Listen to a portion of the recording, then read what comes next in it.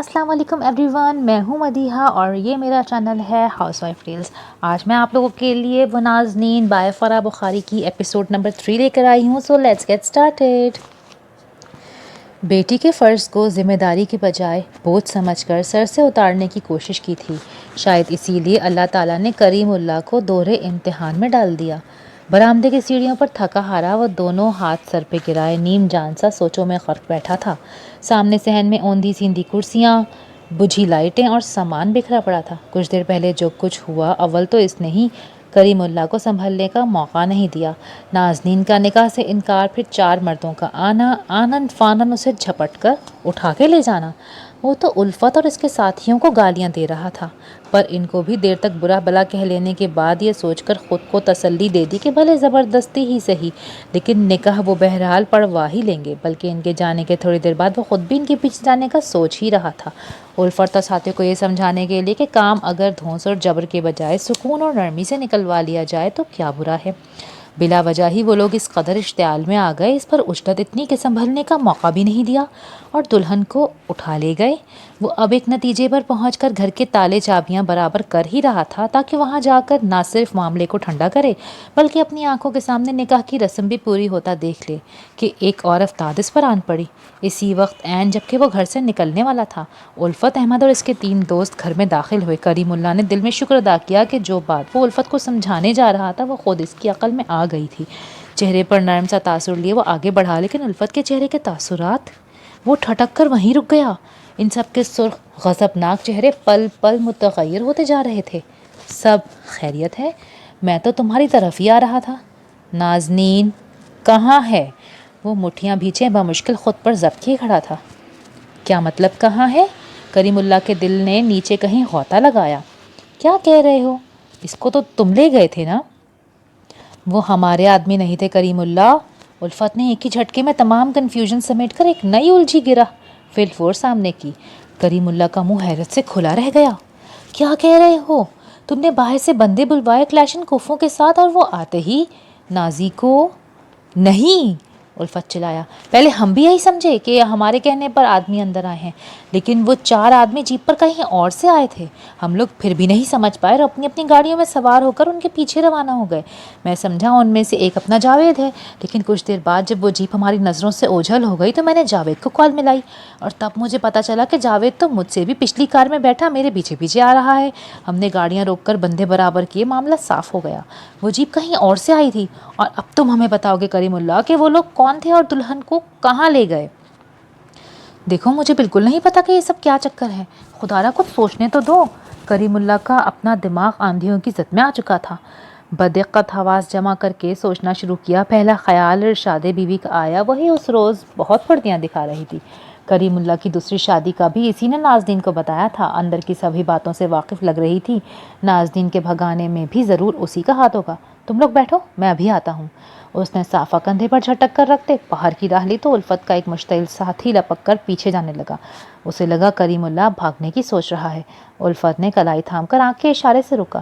کریم اللہ کا بھاگنا اب ایسی بھی آسان بات نہیں تھی۔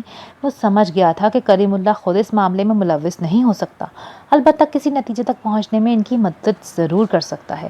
کریم اللہ نے ارشاد بی بی کے گھر کا دروازہ بجایا تو 12 سال کا پوتا باہر نکلا۔ دادی سے کہو کریم اللہ کو کچھ بات کرنی ہے۔ وہ تو گھر پر ہی نہیں۔ گھر پر نہیں ہے؟ کریم اللہ کے کان کھڑے ہو گئے۔ کہاں گئی ہے؟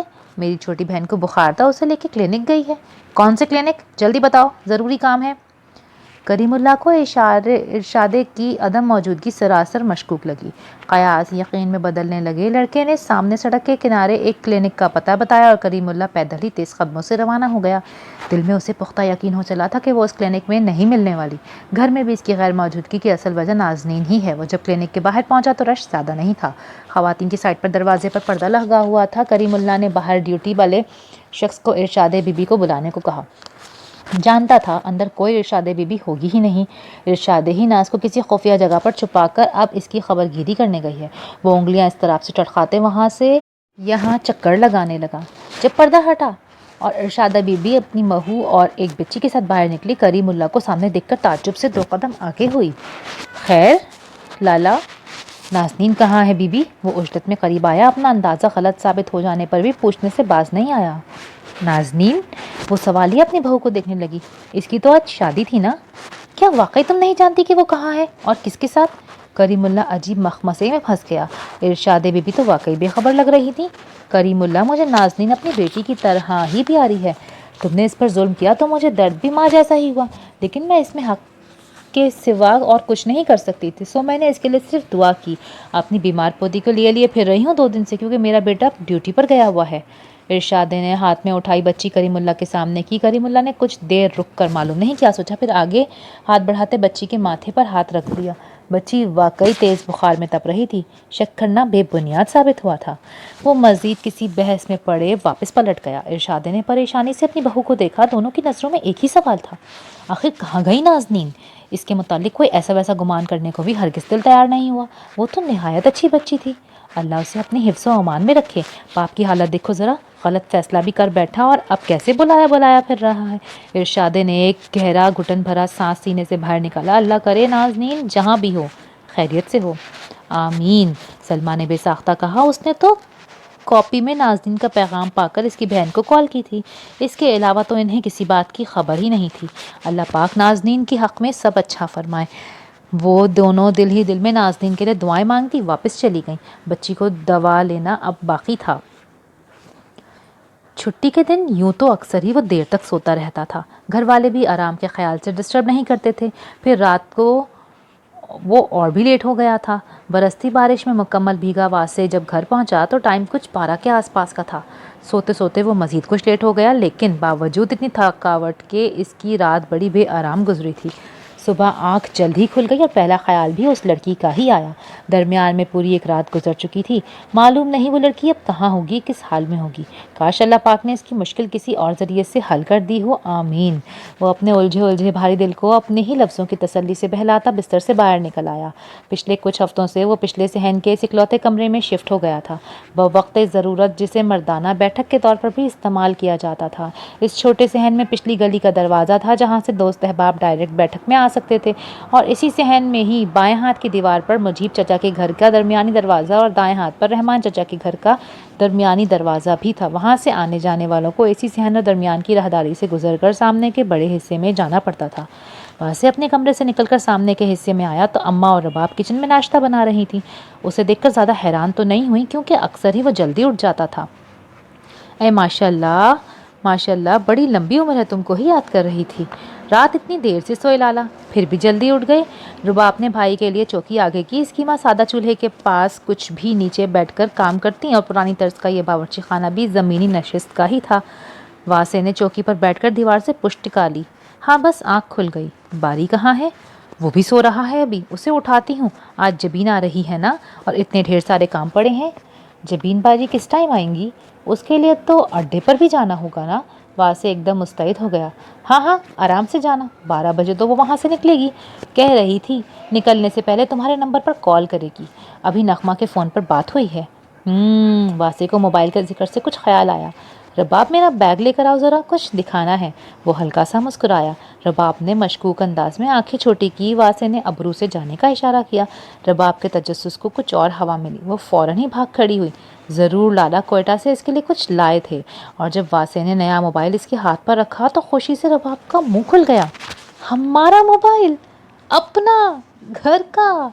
वो उलट पुलट कर बेयकीनी से हैरत से देख रही थी। हाँ, और इसका ख्याल भी तुमने और अम्मा ने रखना है। हर वक्त मुझे बारी के हाथ में ना दिखाई दे। ज़रूरी नंबर्स भी तकरीबन सभी रिश्तेदारों के इसमें सेव कर दिए हैं। अब नाश्ता भी दे दो, फिर ज़रा मिलने मिलाने जाना है। नाश्ता तैयार है। जमीला ने गरम तली हुई रोटियाँ आगे करी। नसीर भी तो आया होगा ना? वासे ने सर उठाकर माँ को देखा। उन्होंने इस बात में सर हिलाया और मोबाइल खोलकर नंबर्स देखती रबाब की नज़रें भी ऐन उसी वक्त नसीर के नंबर पर पड़ी। वासे ने उसका नंबर भी महफूज किया है। दिल बड़े अजीब ही अंदाज में धड़का था। वासे के मोबाइल से उसे कभी नसीर से रब्ता करने की हिम्मत नहीं हुई थी, तो अब क्या वो सचमुच अब नसीर से मोबाइल पर बात कर सकेगी? खुशी बड़ी ही अचानक हाथ आई तो यकीनी सी बेयकीनी थी। नाज़नीन की गुमशुदगी का मामला परेशान कुन तो था ही, अब एक ना समझने वाला मौमा बनता जा रहा था। करीमुल्ला की सुबह भी अजीब व गरीब औहाम और ख़दशात में घिरी तुलू हुई। पिछली तमाम तकरीबन रात नाज़नीन का कोई अता पता लगाने में ही गुजर गई थी। इरशाद बीबी की तरफ से मायूसी के बाद उसने फ़ौरन अपनी बड़ी बेटी का नंबर मिलाया। उसने नाज़नीन के बारे में पूछते हुए उसे बाकी तफसील से भी मजबूरन आगाह करना पड़ा, और वो तो सुनकर ऐसी घबराई कि फ़ौरन ही कोयटा रवानगी के लिए तैयार हो गई। तुम्हें यहाँ आने की कोई ज़रूरत नहीं है, मैं खुद ही ढूंढ लूँगा उसे। तुम्हारी बहन जो तमाचा मेरे मुँह में मार के गई है ना, वो कुछ कम नहीं है। तुम यहाँ आकर मज़ीद बखेड़े मत फैलाओ। वो एकदम गुस्से से भड़क उठे। नाज़नीन कभी कुछ गलत नहीं कर सकती, गलत आप कर रहे थे उसके साथ। वो दिल में उठते दर्द को दबाकर बमुश्किल बोल पाई। करीमुल्लाह ने गुस्से से फ़ोन बंद कर दिया और बहुत सोचने पर तीसरा ख्याल अपनी साली गुल हबीबा का आया। मरहुमा बीबी गुल नसीमा की बहन गुल हबीबा यहीं क्वेटा में रहती थी और वो इसके दोनों बेटियों से लगाव भी बहुत रखती थी। करीमुल्लाह ने उसे शादी पर बुलाया तो नहीं था, लेकिन नाज़नीन तो चोरी छुपे अपनी खाला से रब्ता कर सकती थी ना। क्या खबर इन जीप पर आने वालों के पीछे हबीबा का कोई हाथ हो, और अगर नाज़नीन वहाँ भी नहीं है तो ज़रूर इसने अपनी किसी राजदार सहेली की मदद ली होगी, या फिर कोई और। नहीं, करीमुल्लाह ने घबराकर सर झटका। भले वो अपनी औलाद से गाफिल ही रहा था, पर नाज़नीन के लिए ऐसी किसी बात का सोचना वो तसव्वुर भी नहीं कर सकता था। पहले इस हबीबा बीबी से निमटना चाहिए। करीमुल्लाह ने घड़ी में टाइम देखा। नाज़नीन को गायब हुए अभी 12 घंटे ही तो हुए थे, यानी अगर कुछ पता करना था तो बस अभी के अभी। वो टैक्सी पकड़कर फ़ौरन ही हबीबा के घर के लिए निकल पड़ा। कॉल वगैरह पर कुछ पूछने के बजाय वो अचानक ही उनके सरों पर नाजिल हो जाना चाहता था, ताकि उनके फौरी रद्द अमल से झूठ सच का पता लगाया जा सके। अगर नाज़नीन उनके यहाँ छुपी है तब तो मुमकिन ही नहीं था कि वो जान ना पाता। सोने का वक्त अभी नहीं हुआ था। घर के सभी अफराद रात का खाना खाने में मसरूफ़ थे। करीमुल्लाह को अचानक ऐसे अपने यहाँ पाकर चौंके ज़रूर, लेकिन घबराए नहीं। भाई हमीदुल्लाह ने खाने में शरीक होने की दावत दी और हल्के से शिकवा भी कर दिया कि उन्होंने नाज़नीन की शादी का सुना, लेकिन बुलाए ना जाने पर अफसोस भी बहुत हुआ। करीमुल्लाह के लिए यहाँ भी छुपाना नागुज़ीर हो गया। सोचा अगर उन्होंने नाज़नीन को छुपाया नहीं तो शायद ढूंढने में ही किसी काम आ जाए, लेकिन ये खबर इनके लिए धमाका खेज साबित हुई। गुल हबीबा तो करीमुल्लाह को मुँह पर ही बुरा भला कहने लग गई और वो वहाँ से भी मायूस ही लौट आया। नाज़नीन की सहेलियों से तो वो ज़्यादा वाकिफ़ ही नहीं था। देर तक नाज़नीन का मोबाइल खंगालने पर भी कुछ हाथ नहीं आया। उल्फत और इसके साथ ही अलग तूफ़ान खड़ा कर रहे थे। मजबूरन करीमुल्लाह को भी आस्तीनें चढ़ानी पड़ी। नाज़नीन इसकी मनकूहा नहीं थी कि वो इस कदर शोर मचा रहा था। बड़ी देर की बकबक के बाद बिलाखिर वो लोग भी एक शर्त पर जान छोड़ गए। पुलिस में जाने की धमकी भी उल्फत दे नहीं सकता था कि लड़की ने निकाह से इनकार करके अपना जायज़ हक़ इस्तेमाल किया था। सुबह मुँह अंधेरे इसकी दूसरी बीवी भी यहाँ आई थी। वो इससे कह रही थी कि अब वो इस घर को हमेशा के लिए खैर बात कहकर उनके यहाँ आ जाए, लेकिन पीछे नाज़नीन आ गई तो कैसे वापस आएगी। कुद्सिया ने नरमी से अपना हाथ करीमुल्लाह के कंधे पर रखा। तुम्हें समझ जाना चाहिए करीमुल्लाह कि इसका शातिर दिमाग तुमसे कहीं आगे था। वो जहाँ भी गई है अपना पक्का बंदोबस्त करके गई है। अरे उसी किसी के आ जाने का यकीन था तभी तो इसने निकाह से इनकार किया, और अब तुम भी अगर एक एक के सवालों से बचना चाहते हो तो निकलो इस किराए के मकान से। यहाँ रहोगे तो जाहिर है घर से भी निकलोगे।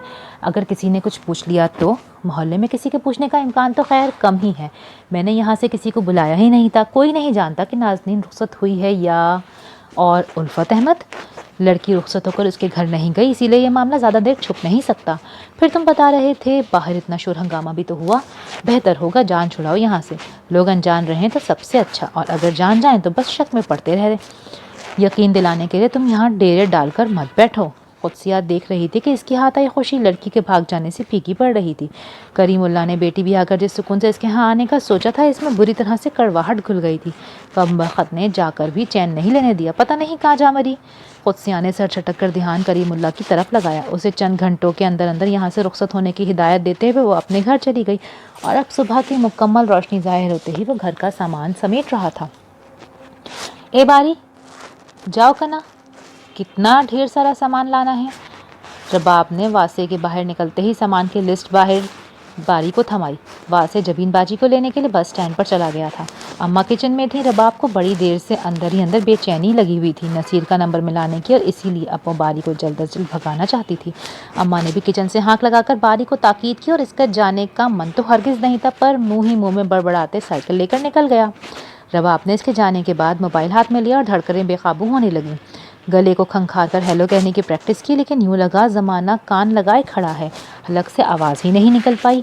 बड़े कमरे में झांका तो वहाँ दादी लेटी थी। माँ किचन में थी। वो गली के दरवाजे बंद करके अपने कमरे में आ गई और बोलने के लिए गला खंखार कर नंबर डायल किया। हेलो। नसीर की भारी आवाज़ कानों से इंतहाई करीब होकर टकराई और मोबाइल रबाब के हाथ से छूटते छूटते बचा। हेलो, कौन? کوئی رسپانس نہ پا کر نصیر نے دہرایا، لیکن رباب کے گھٹے گلے نے جواب دینے سے انکار کر دیا۔ دوسری طرف سے کوئی جواب نہ پانے پر نصیر نے کال کاٹ دی۔ اوف! رباب آنکھیں سختی سے میچے اپنی کم ہمتی پر خود ہی کو ملامت کر کے رہ گئی۔ بڑی دقت سے ہمت مجتمع کرتے ایک دفعہ پھر نمبر ملایا۔ نصیر اپنے ہی گھر میں اکیلا بیٹھا ٹی وی دیکھ رہا تھا۔ انجان نمبر سے دوبارہ کال آتے ہی دیکھی تو اشمبے میں پڑھ کر پھر اٹینڈ کر لی۔ معلوم نہیں کون تنگ کر رہا تھا۔ کون ہے بھائی؟ ہیلو؟ رباب نے نہایت آہستگی سے بمشکل آغاز لیا۔ نصیر کے کانوں سے باریک نسوانی آواز ٹکرائی۔ جی کون؟ فرمائیے۔ وہ بھویں تان کر اگلے جملے کا منتظر ہوا۔ نصیر؟ نہایت آہستگی سے اس کا نام پکارا گیا۔ نصیر پھر بھی آواز نہ پہچان پایا۔ رباب کی آواز کبھی فون پر سنی جو نہیں تھی بھائی۔ جی نصیر ہی بات کر رہا ہوں، کہیے۔ وہ اسی سنجیدگی سے استفسار کر رہا تھا۔ رباب جھنجھلائی، وہ تو اسے پہچان ہی نہیں رہا تھا۔ میں رباب، اس نے جتا کر کہا۔ نصیر نے حیرت سے موبائل سامنے کر کے نمبر دیکھا۔ رباب؟ زیر لب تعجب سے دہرایا تو آگے سے اس نے چڑھ کر جی کہا، اور خود سے بھری جی سن کر نصیر کو ہنسی آ گئی۔ اب لہجہ بھی پہچان میں آ گیا تھا۔ یہ کون سا نمبر ہے خانم؟ لالا گھر کے لیے نیا موبائل لائے ہیں، وہ اب شرمائے لہجے میں مطلع کر رہی تھی۔ اچھا، واہ، یہ تو گڈ نیوز ہے ہمارے لیے۔ ہاں؟ نصیر کی تمام تر توجہ رباب کی اس نئی اطلاع نے اپنی جانب کھینچ لی۔ تو مطلب یہ اب ہم آپس میں بات کر سکیں گے، یہ موبائل تمہارے پاس رہا کرے گا نا؟ وہ اس کی خوشی کا مطلب بخوبی سمجھ رہی تھی۔ تو پاگلے، نئے نمبر سے تو تم مجھے چیک بھی کر سکتی تھی، فوراً ہی نام بتا دیا۔ نصیر شوخی سے اسے چھیڑنے لگا اور رباب کو خود پہلی مرتبہ خیال آیا، حد تھی حماقت کی، وہ تو واقعی نصیر کو تنگ کر سکتی تھی، لیکن اتنی عقل بھلا کہاں رکھتی تھی وہ؟ مجھے کہاں آتی ہیں ایسی باتیں؟ اس نے جھٹار مانی۔ آئیں بھی نہیں، ایسے ہی ٹھیک ہو تم؟ وہ اب مسکرا رہا تھا۔ رباب بھی ہنس پڑی۔ خوش ہو؟ نصیر نے جاننا چاہا۔ ہاں بہت، تم ہو؟ کہاں خوش ہوں؟ نصیر نے بننے کی ایکٹنگ کی۔ اب تم بیگموں کی طرح پیچھا جو لے لو گی میرا، کہاں ہو، کیا کر رہے ہو، جواب کیوں نہیں دیا، کال کیوں نہیں کی، وغیرہ وغیرہ۔ واپس کر دوں لالا کو؟ اس نے ہنسی روک کر دھمکایا۔ اوئے نہ مڑے، میرے موبائل کو رنگوں سے بھر دیا ہے ایک نمبر نے، یوں ہی سجا رہنے دو، اللہ تیرے لالا کی ہر مراد پوری فرمائے۔ وہ اب میٹھے نرم لہجے میں دل کی سچی کیفیت بیان کر رہا تھا، اور اب آپ تو اسی لہجے پر قربان تھی۔ محبت کا سچا اور پکا رنگ کسی دکھاوے کا محتاج نہیں ہوتا، نہ اس میں انا ہے، نہ ضد، نہ اگلے کی پہل کا انتظار۔ یہ جب بہت اندر سے بے ساختہ ابھر کر نکلتی ہے نا، تو اپنے ہونے کی چھاپ چھوڑ دیتی ہے۔ آمین، وہ مسکرا دی۔ تو کس نام سے سیو کروں اپنی خانم کا نمبر؟ نانا، میرے نام سے مت کرنا، کہیں لالا نے کبھی تمہارے موبائل میں دیکھ لیا تو؟ رباب کی بڑی بڑی آنکھوں میں خوف سا پھیل گیا۔ نصیر نے بھی سنجیدگی سے سوچا۔ باری لکھ لیتا ہوں، وہمی لڑکی، گھر کب آؤ گے؟ رباب کو یاد آیا کہ اس نے یوں ہی پوچھنے کے لیے تو فون کیا تھا، پچھلی رات کے بعد سے وہ آیا نہیں تھا، واسے سے ملاقات بھی شاید نہیں ہوئی تھی۔ ہاں یارا، آنا ہے، واسے بھی صبح گھر آیا تھا لیکن میں مل نہیں پایا، ابھی کچھ دیر تک نکلتا ہوں، انتظار کرنا گلے۔ اس نے اپنی آمد کا مژدہ سناتے ہی اجازت لی، اور رباب بھی موبائل فون آف کرنے کے لیے الٹے سیدھے ہاتھ مارنے لگی۔ جبین اور نازیہ قلعہ سیف اللہ میں بیاہی ہوئی تھیں۔ دونوں کی شادی ایک ساتھ ایک ہی گھر میں ہوئی تھی۔ دونوں آپس میں دیورانی جٹھانی لگتی تھیں۔ عیدوں یا شادیوں وغیرہ پر تو اکٹھی ملنے آ جاتی تھی، لیکن بیمار ساس کی وجہ سے باقی دنوں میں میکے آنے کے لیے باریاں لگا رکھی تھیں۔ نازیہ بھی پچھلے دنوں ہی تو ہو کر گئی تھی، اس مرتبہ جبین کی باری تھی۔ شوہر اکثر تو خود ہی بائک وغیرہ پر چھوڑنے آ جاتے، لیکن کہیں مصروف ہوں تو کوئٹہ جانے والی بس میں بٹھا دیتے۔ قلعہ سیف اللہ سے نکلتے ہی پہلا اسٹاپ مسلم باغ کا آ جانا، اور وہ کچھ ہی دیر میں میکے میں ہوتی۔ وہاں سے جس وقت جبین اور اس کے بچوں احمد اور علی کو لے کر گھر پہنچا، دوپہر ہو چکی تھی۔ وہ سب کھانے سے فارغ ہوئے تھے کہ نصیر زمرد کو لے کر آ گیا۔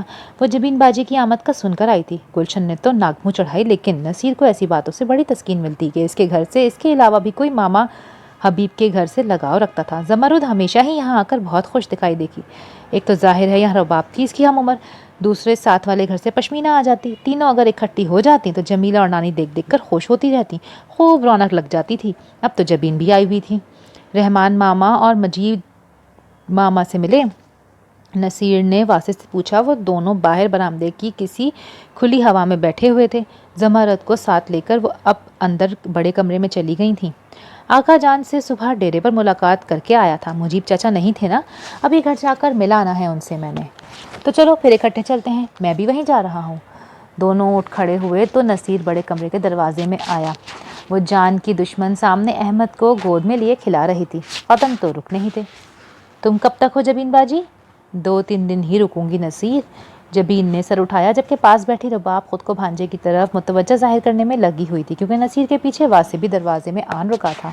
तो आओ ना हमारी तरफ भी, मैं तो बस अब कल का दिन ही इधर हूँ। हाँ, कल सुबह आती हूँ। तो रही अच्छी है? तबीयत कैसी है उनकी? हाँ शुक्र है, सब खैरियत है। कल आकर मिल भी लेना। ज़रूर, इंशाल्लाह। वो नर्म सा मुस्कुराई। ए ज़मरुद, हम ज़रा मुजीब मामा की तरफ जा रहे हैं, तुम बाजी वगैरह से गपशप लगाओ। जी लाला। वो ताबेदारी से सर हिलाकर रह गई। दिल में एक सुस्त इंसान को खूब सलवातें भी सुनवाई। फ़ोन पर कह रहा था, तुम हबीब चाचा के घर पहुंचो, मैं भी थोड़ी देर में सबसे मिलने के बहाने निकल आऊँगा। पर अब तो लाला और वासे खुद इनके घर जा रहे थे। बेईमाना, अब किस बहाने आएगा? वो मुँह बसूर कर रह गई। मुजीब मामा के घर इसकी हम उम्र कोई लड़की ही होती तो वहाँ खुद चली जाती। इनके यहाँ तो बस कभी कभार अम्मा के साथ ही जाना होता था। तुम्हें आज जल्दी नहीं जाने देंगे हम ज़मरुद, शाम तक किधर ही रहना। कितना कम आती हो? रबाब ने इसरार किया तो वो भी मुस्कुरा दी। दिल इसका भी आज का दिन यहीं गुजारने का था। रात को यहीं रह जाओ ज़मरुद, सुबह जबीन के साथ ही चली जाना, नानी ने मशवरा दिया। वो चारपाई पर टांगे लंबी किए लेटी थी। ज़मरुद पाइंती की तरफ बैठी नानी के टांग दबा रही थी। हाँ, ये भी अच्छा है, रात को इधर ही रुक जाओ, तुम्हारे लाला से हम इजाज़त ले लेंगे। रबाब पुरजोश हुई। अलबत्ता नसीर को तुम्हारे लाला कहकर बाद में सख्त छींपी, लेकिन शुक्र है किसी ने ज़्यादा ध्यान नहीं दिया। ए रबाब, पश्मीना को भी बुला लाओ। जमीला को ख्याल आया, उसे पता चला होता तो अब तक आ भी चुकी होती। बल्कि वही क्या, नगमा भाभी भी जबीन का सुनकर रह नहीं पाती। दोनों हम उम्र थीं और खूब पक्की सहेलियां भी थीं। मैं खुद भी शाम को हो आऊँगी, शमीम चाची और चाचा को सलाम करने भी तो जाना है ना। जबीन ने अपना प्रोग्राम बताया। अच्छा, मैं बता तो आऊँ, पश्मीना को भी लेती आऊँगी। रबाब ने गोद से अहमद को उतारा और दरमियानी दरवाजे की तरफ बढ़ गई।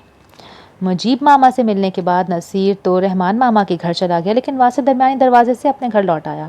वो अभी कुछ देर पहले ही चाचा से डेरे पर मिल चुका था। सोचा शमीम चाची और नगमा भाभी वगैरह को फिर किसी टाइम सलाम कर आएगा। यही बीच का ही तो दरवाज़ा था। फिर घर में बाजी आई हुई थी और ज़मरुद थी, शायद कुछ ज़रूरत ना हो। अंदरूनी दरवाजे से पिछले सहन में दाखिल होकर वो पहले अपने कमरे की तरफ बढ़ा। नसीर के साथ निकलते वक्त वो अपना मोबाइल कमरे में ही भूल आया था। सोचा पहले वो उठा ले, फिर सामने के हिस्से में जाए। सपहर ढल चुकी थी, कुछ ही देर में मगरिब की अजान भी होने वाली थी। सहन में मिलगुजा सा अंधेरा छाया हुआ था। कमरे की लाइट भी ऑफ थी। वो दरवाजे से अंदर दाखिल हुआ। अपने ही किसी ख्याल के तहत 3 कदम अंदर आया कि एकदम किसी की पुश्त से टकरा गया। कोई था जो इससे पहले कमरे में मौजूद था और कदम कदम पीछे को हट रहा था। वासे के टकराने से वो भी मुरा। वासे का पहले ही तवाज़ुन बिगड़ा हुआ था। टकराने वाले को साथ लिए वो नज़दीकी दीवार से जा लगा। मुकाबिल का बाजू बुलंद होते दीवार से टकराया और एक साथ कई चूड़ियों की खनक ने खामोशी को तोड़ते हुए वासे की गलतफहमी भी पल में ही दूर कर दी। टकराने वाली कोई औरत थी। वासे के दोनों हाथ भी दीवार से लगे। वो टकराने वाली इसके दोनों बाजुओं के दरमियान आ गई। वासे का एक हाथ दीवार पर लटके कैलेंडर से जा लगा तो दूसरा स्विच बोर्ड पर जा पड़ा और स्विच बोर्ड पर हाथ लगते ही इसने लाइट जला दी। वासे ने अपने बाजुओं के कैद में देखा, वो कोई गैर मानूस सा चेहरा था, यानी एक अजनबी लड़की, वो भी इसके कमरे में। वो लड़की अपनी बंद आँखें अब खोल रही थी। वासे हक्का बक्का सा खड़ा था जब इस ना आशना चेहरे की 2 आशना आँखों ने वासे की तरफ देखा। वासे इन आँखों को पहचानने की कोशिश करने लगा और लड़की ने वासे का मुकम्मल चेहरा आधे ही पल में पूरा पहचान लिया। वासे अभी तक समझने की कोशिश में था कि ये 2 आँखें इसने पहले कहाँ देखी थी और बिला शक व शुबा कहीं देखी हैं। लड़की ने इसके सीने पर बाजू से धक्का देते खुद से इसे दूर किया और दरवाजे की तरफ लपकी। ए वो एकदम हड़बड़ाकर पीछे दौड़ा। वो कमरे से बाहर निकलने वाली थी जब वासे घूमकर इसके सामने आ गया। वो ठटक कर रुकी और गुजरने का रास्ता ना पाकर खफकी से नथने फुला लिए। तुम तो वही हो ना, वो बस वाली? वो पूरी आंखें फाड़े ताज्जुब से उसे देख रहा था। तो तुम मेरे कमरे में क्या कर रही हो? और वो अगवाकार कहाँ है? तुम तो किसी मुसीबत में थी ना? और अरे यार, तुम कहाँ से टपकी? वासे ने तंग आकर अपना सर माथा पीटा और लड़की से इस मर्तबा खफकी फुलाकर पूछने लगा। लड़की खिलखिला के हंस पड़ी। इसके सर पकड़ने पर साइड से रास्ता भी खुल गया था। जो वो बाजू रोके खड़ा था वो हंसकर फौरन ही साइड से निकल गई। वासे बौखलाकर पलटा, लेकिन वो इस दौरान भागकर रहमान चाचा के घर को जाते दरमियानी दरवाजे तक पहुंच चुकी थी। एक नज़र पलटकर वासे को देखा, चेहरे पर धीमी सी मुस्कान सजाई और फिर पल में गायब हो गई। या खुदा, ये कोई भूत प्रेत तो नहीं? लेकिन रहमान चाचा के यहाँ? वो अभी तक अपने सर के बाल बेयकीनी से खुजा रहा था। दिमाग बैक वक्त कई इतराफ में दौड़ रहा था। रहमान चाचा के घर में तो एक नगमा भाभी ही थी जो फैमिली से कदरे बाहर की थी और इनकी एक छोटी बहन भी तो थी जो अपने बाप के साथ क्वेटा में रहती थी। लेकिन उसे देखने का इत्तेफाक कम अज़ कम वासे को कभी नहीं हुआ था। हो सकता है ये वही हो, शायद कोई और। لیکن پتہ تو لگانا پڑے گا۔ واسع ایک دم کھلے دل سے ہنس دیا تھا۔ پچھلی رات سے وہ جس پاگل روتی بتوتی لڑکی کے لیے پریشان تھا، وہ 24 گھنٹے گزرنے سے پہلے ہی اس کے سامنے موجود تھی، ہنستی کھلکھلاتی، خوش اور مطمئن۔ شاید اس کی ایک انجان کے لیے مانگی گئی دعائیں پوری ہوئی تھیں۔ اور نام کیا تھا بھلا نغمہ باجی کی بہن کا؟ وہ ایک مرتبہ پھر زور دینے لگا کہ شاید کبھی اماں یا رباب سے سنا ہو، لیکن یاد نہیں آ سکا۔ کس سے پوچھوں تمہارے بارے میں؟ وہ ماتھے سہلاتے کمرے میں واپس آیا، یہ تک بھول گیا کہ کیا لینے آیا تھا۔ دیر تک کمرے کے بیچوں بیچ خالی دماغ لیے کھڑا رہا، پھر کچھ یاد نہ آنے پر فوری خود ہی ہنستے ہوئے باہر نکل آیا۔ نازنین بھاگتی ہوئی برآمدے کی سیڑھیاں چڑھی تو سامنے ایک اور اونچے لمبے اجنبی سے ٹکرا ہو گیا۔ وہ گھبرا کر دوپٹہ درست کر کے سائڈ پر ہو گئی۔ آج کیا آدمیوں سے ٹکرانے کا دن ہے؟ توبہ! وہ جھلائی ہوئی کمرے میں داخل ہونے لگی تو سامنے ہی باجی بھی باہر نکل رہی تھی۔ ارے سلام کرو نازنین، نصیر بھائی ہیں، گلشن پھپھو کے بیٹے۔ نغمہ نے آنکھوں ہی آنکھوں میں بہن کو رکنے کا اشارہ کیا تو وہ بھی جھینپ کر ٹھہر گئی۔ السلام علیکم۔ وعلیکم السلام۔ نصیر رک گیا، البتہ نظریں نہیں ملائیں۔ وہ چونکہ جھجک رہی تھی تو نصیر بنا بات کیے ہی آگے بڑھ گیا تھا۔ وہ رحمان ماما اور شمیم مامی سے مل کر اب واپس واسع کے یہاں جا رہا تھا۔ نغمہ بہن کو ساتھ لیے ہوئے واپس کمرے میں آ گئی، جس نے ابھی تک ناک منہ چڑھا رکھی تھی۔ تم تو پشمینہ کے پیچھے گئی تھی نا، واپس کیوں آ گئی؟ مجھے تو ان کے گھر کا راستہ ہی سمجھ نہیں آیا، اسی لیے واپس آ گئی۔ اس نے بنا تفصیل میں جائے بات ہی سمیٹ لی۔ نازنین اس وقت سنک پر ہاتھ دھو رہی تھی جب پشمینہ اس سے یہ کہہ کر کہ رباب کے ساتھ بھاگ گئی کہ میں جبین باجی سے ملنے جا رہی ہوں، اسی بیچ کے دروازے سے تم بھی آ جاؤ، اور وہ بھی 2-3 منٹ میں ہی چہرہ صاف کرتی درمیانی دروازے میں داخل ہو گئی۔ صحن کے بعد برآمدہ آیا اور برآمدے میں پہلا دروازہ واسع کے کمرے کا۔ وہ بنا سوچے سمجھے اسی میں داخل ہو گئی، لیکن کسی کو نہ پا کر اندھیرا دیکھتے ہوئے پیچھے کو ہٹ ہی رہی تھی جب اس سے ٹکرا گئی۔ اچھا کوئی بات نہیں، بعد میں مل لینا، اور ہاں بیٹھو ادھر۔ نغمہ نے کلائی تھام کر نازنین کو اپنے قریب بٹھایا۔ یہاں سب اپنے ہیں، کسی سے پردہ وغیرہ کرنے اور چھپنے کی ضرورت نہیں ہے۔ نغمہ نے سمجھانے والے انداز میں آغاز کیا۔ نازنین اب یہیں اس کے پاس رہنے والی تھی، اسی لیے یہاں کے ماحول سے آگاہ کرنا بھی ضروری تھا۔ نازنین بھی سنجیدگی سے بہن کو سننے لگی۔ یہاں سب بے جھجک ایک دوسرے کے گھروں میں آ جاتے ہیں، بلکہ یوں کہنا چاہیے کہ جو اپنے ہیں وہیں اندر آتے ہیں۔ میں اگر ایک ایک سے تمہارا پردہ کروانے لگوں تو شمیم خالہ کے ہاں آتے سب ہچکچانے لگیں گے، اور میں یہ نہیں چاہتی کہ میری یا تمہاری وجہ سے ان کے معمولات پر اثر پڑے۔ میں خالہ اور بابا کی ممنون ہوں کہ انہوں نے کھلے دل سے تمہیں یہاں رہنے کی اجازت دی، اس لیے ہمیں خود کو ان کے ماحول میں ڈھالنا ہوگا۔ جی باجی، آپ مجھے ساتھ ساتھ سمجھاتی رہا کریں، میں بالکل ویسے ہی رہوں گی جیسا آپ چاہیں گی۔ نازنین نے سعادت مندی سے سر ہلایا اور نازنین نے پیار سے بہن کو اپنے ساتھ لگا لیا۔ نہ جانے پچھلی شام تم پر کیا گزری ہوگی نازنین۔ نغمہ نے پیار سے نازنین کے ماتھے پر بوسہ دیا اور آنکھیں آنسوؤں سے لبریز کر لیں۔ مجھے معاف کر دینا، میں چاہ کر بھی تمہارے پاس نہ آ سکی۔ مجھے آپ سے کوئی گلہ نہیں باجی، آپ صبح سے بار بار اس بات کو کیوں دہرا رہی ہیں؟ نازنین نے مسکرا کر باجی کی آنکھیں صاف کی۔ آپ یہاں بیٹھ کر بھی میرے لیے یہی سوچ رہی تھی نا، اور آپ کی کوششوں کی وجہ سے ہی میں اس مصیبت سے نکل پائی، پھر کیوں آپ بلا وجہ خود کو الزام دے رہی ہیں؟ اللہ پاک تمہیں ہمیشہ ہر مصیبت اور تکلیف سے دور رکھے۔ تمہیں صحیح سلامت سامنے پا کر ابھی تک بے یقین ہوں میں، مجھے واقعی نہیں لگتا تھا میں تمہارے لیے کچھ کر پاؤں گی۔ بس یہ سب اللہ کی مدد ہے اور تمہاری دعائیں۔ مما، دادی بلا رہی ہیں۔ منزہ نے کمرے میں جھانکا تو نغمہ نرمی اور پیار سے نازنین کے ہاتھ پر تھپکی دیتی باہر چلی گئی۔ باجی کے جانے کے بعد اکیلے میں نازنین کو پہلا خیال اپنے بابا کا آیا۔ بھلے ان کے رویے اور عمل نے نازنین کو بہت چوٹ پہنچائی تھی، لیکن وہ پھر بھی ان کی پریشانی کے خیال سے پریشان ہو اٹھی تھی۔ وہ اس کی گمشدگی سے ہزار طرح کے وہموں میں گھر گئے ہوں گے، لیکن نغمہ باجی نے اسے ابھی کچھ بھی بتانے سے منع کر دیا تھا۔ نازنین کا نکاح سے انکار کسی منصوبہ بندی یا پلان کا حصہ نہیں تھا، بلکہ اس کے دل کی آواز تھی۔ وہ تو اس کے انجام سے بھی واقف نہیں تھی، بلکہ ان لمحوں میں تو سچ مچ وہ خود کو بے یار و مددگار تصور کر رہی تھی۔ حتیٰ کہ جو کچھ نکاح کے بعد پیش آیا وہ اسے بھی دلہا والوں کی بدماشی اور دھونس سمجھ رہی تھی۔ 4 آدمیوں کا اچانک اندر آ کر ہوائی فائرنگ کرنا اور زبردستی اسے اٹھا لینا، پھر ایک گاڑی میں سوار کر کے کسی نامعلوم منزل کی سمت روانہ ہو جانا۔ وہ تب بھی دل ہی دل میں اللہ سے ہی دعا گو تھی۔ بالآخر اس تیز رفتار گاڑی کا سفر کچھ آدھے گھنٹے میں تمام ہوا تو جیپ سے اترنے پر سامنے دکھائی دیتا شخص نازنین کے لیے حیرت خوشی اور انتہائی بے یقینی کا باعث تھا۔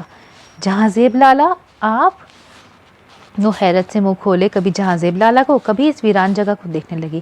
لالا نے آگے بڑھ کر شفقت سے اس کے سر پہ ہاتھ رکھا اور ایک خاتون کو کار سے اترنے کا کہا۔ نازنین، یہ گلدستہ بی ہیں، تمہارے ساتھ مسلم باغ تک جائیں گی۔ انہیں کل صبح وہاں ان کے गांव चागी रवाना कर देना। माफ़ी चाहता हूँ वो तुम्हारे साथ नहीं चल सकता और मुझे अब अपने आदमियों को साथ लेकर निकलना है। ड्राइवर दोनों को इस दूसरी गाड़ी में अड्डे पर छोड़ आएगा। तुम लोगों वाली गाड़ी लेकर मुझे एक दूसरे रास्ते से शहर जाना है। वो उसे हैरत में मुब्तला कर जल्दी जल्दी हिदायत देते चंद सेकंड्स में वहाँ से रवाना हो गए। नाज़नीन समझ गई कि जिस किस्म के हालात में वो यहाँ पहुँची है तफसील में जाने का मौका नहीं है। वो भी जल्दी से गुलदस्ता बीवी के साथ इस नई गाड़ी में बैठ गई। ड्राइवर और गाड़ी तब्दील हो चुके थे। नाज़नीन के जहन में सवाल तो बहुत थे, लेकिन फ़िलहाल यही क्या कम था कि एक बहुत बड़ी मुसीबत से वाकई उसकी निजात हो गई थी। अब दुआ थी कि आगे भी हालात बखैर रहें, क्योंकि इसकी मंजिल भी दूर थी। जहाँ ज़ेब लाला के मुँह से ये सुनकर के वो मुस्लिम बाग जा रही है, काफ़ी कुछ समझने में मदद भी मिली थी, लेकिन ये मालूम नहीं था कि नगमा बाची को भी इसकी आमद की खबर थी या नहीं। जहाँ ज़ेब लाला इसकी खालाजाद बहन तबस्सुम के शौहर थे। अब खाला गुल हबीबा या खालाजाद तबस्सुम को इसके हालात का क्यों कर पता चला और कैसे वो इसकी मदद कर पाई, अभी तक ये एक मौमा था। बस स्टैंड का रश देखकर नाज़नीन पर नए सिरे से घबराहट तारी हो रही थी। अजीब अजीब खदशात सता रहे थे। किसी के अचानक वहाँ आ धमकने का डर भी था और आगे क्या हालात पेश आएंगे इनका वहम भी। उसे एक अनचाही शादी से मुकम्मल निजात मिल चुकी थी, इसकी बेयकीनी अलग थी। ऊपर से अचानक आ पड़ने वाला सफ़र, बिगड़ता मौसम, अकेलापन और सवालों की यलखार। वो वेटिंग रूम से लेकर बस के सफ़र और फिर मुस्लिम बाग तक मुसलसल आंसुओं से नबर्द आज़मा थी। बाकी की तफसीलात का उसे यहाँ आकर बाजी से पता चला और तफसील जानकर उसे इतने दिन की बदगुमानी पर जी भरकर अपने आप पर शर्मिंदगी हुई। जिससे उसने उम्मीद लगाई थी वो तो उम्मीद पर पूरे ही उतरे थे। इस कमान किसी ने टूटने नहीं दिया था। इसका चंद लाइनों का सलमा भाभी को लिखा ख़त रायगा नहीं गया। सलमा भाभी ने उसी रोज़ ही नगमा बाजी को कॉल करके इसका पैगाम दे दिया था। नगमा बाजी इन दिनों बाबा की कॉल की वजह से ख़ुद भी कोयटा आने की तैयारियां कर रही थी। बाबा से इनकी फ़ोन पर बात होती रहती थी। नाज़नीन को अलबत्ता इस बात का पता नहीं था। नगमा बाजी इसके बाबा की मिन्नत कर रही थी कि नाज़नीन को इसके पास भेजकर जहाँ चाहना चाहें चले जाएं। बहन की शादी की जिम्मेदारी वो खुद उठाने को तैयार थी। इसने बाबा से कहा कि वो सैफ के साथ कोयटा आकर नाज़नीन को अपने साथ मुस्लिम बाग ले जाना चाहती हैं। हत्ता कि सैफुल्ला भाई और अब्दुर्रहमान चाचा ने भी इसके बाबा से बात करके इनको कायल करने की कोशिश की, लेकिन वो उल्फत अहमद को ज़बान देकर अब अपनी ज़बान से पीछे हटने को तैयार नहीं थे। नगमा से उन्होंने साफ कह दिया कि अगर वो कोयटा आई तो वो बिना जुमे का इंतज़ार किए खड़े खड़े नाज़नीन का निकाह पढ़वा देंगे। नगमा ने बाबा की हठधर्मी देखकर उनसे मज़ीद बहस तक कर दी और खाला गुल हबीबा से बात की। बाबा तो अब इसके कोयटा आने की राहें भी बंद करते जा रहे थे। खाला ने खालू से मशवरा किया। वो सब भी नाज़नीन को ऐसे हालात का शिकार होने नहीं देना चाहते थे, लेकिन हालात की नौयत कुछ ऐसी बन गई कि अब जो भी करना था खुद को ज़ाहिर किए बगैर ही बनना था। नगमा ने ही मशवरा दिया कि वो सिर्फ नाज़नीन को वहाँ से निकलवाने में इसकी मदद करते हैं, बाकी हर अच्छे बुरे की जिम्मेदारी वो खुद उठाने को तैयार है। वो नाज की सगी बहन होने के नाते हर किस्म की सिचुएशन से निमट सकती है। हत्ता कि बाबा अगर पुलिस को भी लेकर आ गए तो वो इसका सामना भी कर सकती है। और नगमा का इस यकीन दहानी के पीछे एक मकसद और भी था, और वो ये कि खाला और खालू बमा अपनी पूरी फैमिली के वहीं कोयटा में ही मुकीम थे। इनका नाज़नीन के मामले में दखल देना कल को इनके लिए परेशानी का बाइस बन सकता था। नाज़नीन की गुमशुदगी में इन लोगों के दखल का बाबा या उल्फत को पता चल जाता तो वो इनसे दुश्मनी पाल लेते और इन सब की जानों को भी ख़तरा लाहक था। इसीलिए बेहतर यही था कि वो बैक पर रहकर इसकी मदद करते। खाला और खालू भी नगमा की बात से मुत्तफ़िक़ थे। उन्होंने अपने दामाद जहांज़ेब से बात की। जहांज़ेब इनकी बड़ी बेटी तबस्सुम का शौहर था। बज़ाहिर बिजनेसमैन, लेकिन बड़ा ही जीदार और पहुँच वाला बंदा था। तबस्सुम भी नगमा की बचपन की दोस्त और गहरी सहेली थी। इसने भी नाज़नीन के लिए फ़ेवर मांगी और जहांज़ेब ने सारा मामला अपने हाथ में ले लिया, और अब उन्होंने भी ये काम करीमुल्लाह के अंदाज में धौंस और ज़बरदस्ती से करना था। नाज़नीन ने अपने निकाह से इनकार के फ़ैसले पर अल्लाह का लाख लाख शुक्र अदा किया, क्योंकि अगर वो कम हिम्मत ही दिखाती तो बावजूद उठवा लिए जाने के उल्फत अहमद की मनकूहा ही रहती। अल्लाह की मदद ने ऐन वक्त पर उसे हिम्मत और ताकत अता फरमाई थी। करीमुल्लाह ने जिस वक्त नगमा को कॉल करके नाज़नीन का पूछा वो अभी सफ़र में ही थी, इसलिए नगमा ने ख़ुद को बिल्कुल अनजान ज़ाहिर किया, क्योंकि जब तक नाज़नीन बहिफाजत उस तक ना पहुँच जाती वो इन पर कुछ ज़ाहिर नहीं कर सकती थी। और नाज़नीन को अब सबसे ज़्यादा डर इसी बात का लग रहा था कि इसके यहाँ आने का सुनकर बाबा का रद्द-ए-अमल क्या होगा। कहीं वो ज़बरदस्ती उसे यहाँ से ले ना जाएँ और वो उल्फत अहमद क्या वो इतनी आसानी से दस्तबरदार हो जाएगा। नगमा बाजी ने वैसे तो यकीन दिलाया था कि यहाँ इसके भरे पूरे ख़ानदान में बाबा इसके साथ ज़बरदस्ती करने की हिम्मत नहीं कर सकते, तो अगर वाकई वो यहाँ मौजूद इन सब लोगों पर बोझ नहीं थी तो ज़िंदगी कुछ दिन आराम से गुजारी जा सकती थी। वो एक ठंडी यहाँ भरते हाल में वापस आई। नगमा बाजी अभी तक बाहर थी और वो अभी तक कमरे में अकेली। जहन हाल में दाखिल होते ही सबसे पहले पड़ोस के अंधेरे कमरे की तरफ गया। अभी कुछ देर पहले एक और इंकशाफ भी हुआ था। हैरानियों का सिलसिला भी थमा नहीं था। कोयटा बस स्टैंड के वेटिंग रूम से इसके आंसुओं पर डिस्टर्ब होने वाले मुसाफिर के साथ इसका सफ़र अभी ख़त्म नहीं हुआ था। वो जो तमाम रास्ता इसके लिए परेशान रहा, क्या वाकई इतने जज्बे से उसे सोचता रहा था कि इस कदर जल्द वो इसके सवालों का जवाब बनकर ख़ुद इसके सामने आ खड़ी हुई थी। पड़ोस का ये घर पश्मीना के चाचा हबीबुर रहमान का था। ये बात तो नाज़नीन पहले से जानती थी। नगमा बाजी की शादी के बाद इसका महज 2 मरतबा ही अम्मी के साथ मुस्लिम बाग आना हुआ था। ज़्यादातर नगमा खुद इनसे मिलने कोयटा आ जाया करती थी और इन 2 मरतबा में नाज़नीन की रबाब और जमीला चाची से मुलाकात भी हुई थी। काफ़ी सारे और रिश्तेदार भी थे जिनसे वो मिल चुकी थी। कुछ से ग़ाइबाना तारुफ था, लेकिन ये बस वाला, इसे इसने पहले कभी नहीं देखा था। हाँ, शायद मर्दों से वो वाकिफ़ नहीं थी। अभी नसीर भाई से भी सामना हुआ तो वो उनको कहाँ जानती थी। नाज़नीन के जहन पर अंधेरे कमरे का मंजर अभी पूरी तफसील के साथ उभरा। तारीकी में टिक की आवाज़ से बल्ब का रोशन होना और इस मुसाफिर का अपने चेहरे के इतने करीब। वो घबरा कर अपनी जगह से उठ खड़ी हुई। पता नहीं क्या सोचता होगा वो। मैं वहाँ उनके कमरे में क्या कर रही थी? नाजी खाला, मुइज़ा ने पर्दे की ओर से मुस्कुराकर झांका तो नाज़नीन चौंक कर ख्यालों से बाहर आई। अंदर आओ मेमी। नाज़नीन ने बाहें फैला दी और मुइज़ा भागकर उससे चिमट गई। मुइज़ा और मुनज़्ज़ा अपनी खाला की आमद से बहुत खुश थीं। छोटी मुइज़ा भी उसे खूब पहचानती थी। वो मुइज़ा को साथ लिए किचन में आ गई। पश्मीना अभी अभी वापस आई थी। नगमा ने जब उसे बताया कि नाज़नीन कैसे रबाब लोगों के घर खो गई थी तो पश्मीना इसका मजाक उड़ाने लगी। और भला इनका सीधा साधा घर भी कोई गुम होने वाली जगह है? अरे हाँ, अभी थोड़ी ही देर में जबीन बाजी, रबाब और ज़मरुद हमारे घर आ रही हैं। वासे भी तो आया होगा ना कोयटा से। नगमा का काम करता हाथ रुका, जैसे अभी उसे ख्याल आया हो। जी आए हुए हैं लाला, कह रहे थे इन्हीं के साथ आता हूँ। पश्मीना साथ साथ नगमा की मदद करवाने लगी। वो चाय के साथ कुछ मीठा बनाने की तैयारी कर रही थी और किसी वासे के नाम पर नाज़नीन के दिल की धड़कन बढ़ी। उसने बाजी से इनाम तो सुन रखा था बहुत पहले, बस सरसरी सा, और अगर वही पिछली रात कोयटा से आया तो शक की गुंजाइश नहीं थी कि इसी मुसाफिर की बात हो रही थी। नाज़नीन इससे दोबारा सामने के ख्याल से नर्वस होने लगी। उसने तो घर में किसी से इस बात का तस्करा नहीं किया था कि वो दोनों बस में इकट्ठे आए थे, लेकिन अगर उसने कर दिया तो वो बिला वजह ही एक ऐसी परेशानी में गिर गई जिसके होने ना होने से ग़ालिबन किसी को कोई ख़ास फ़र्क नहीं पड़ता था।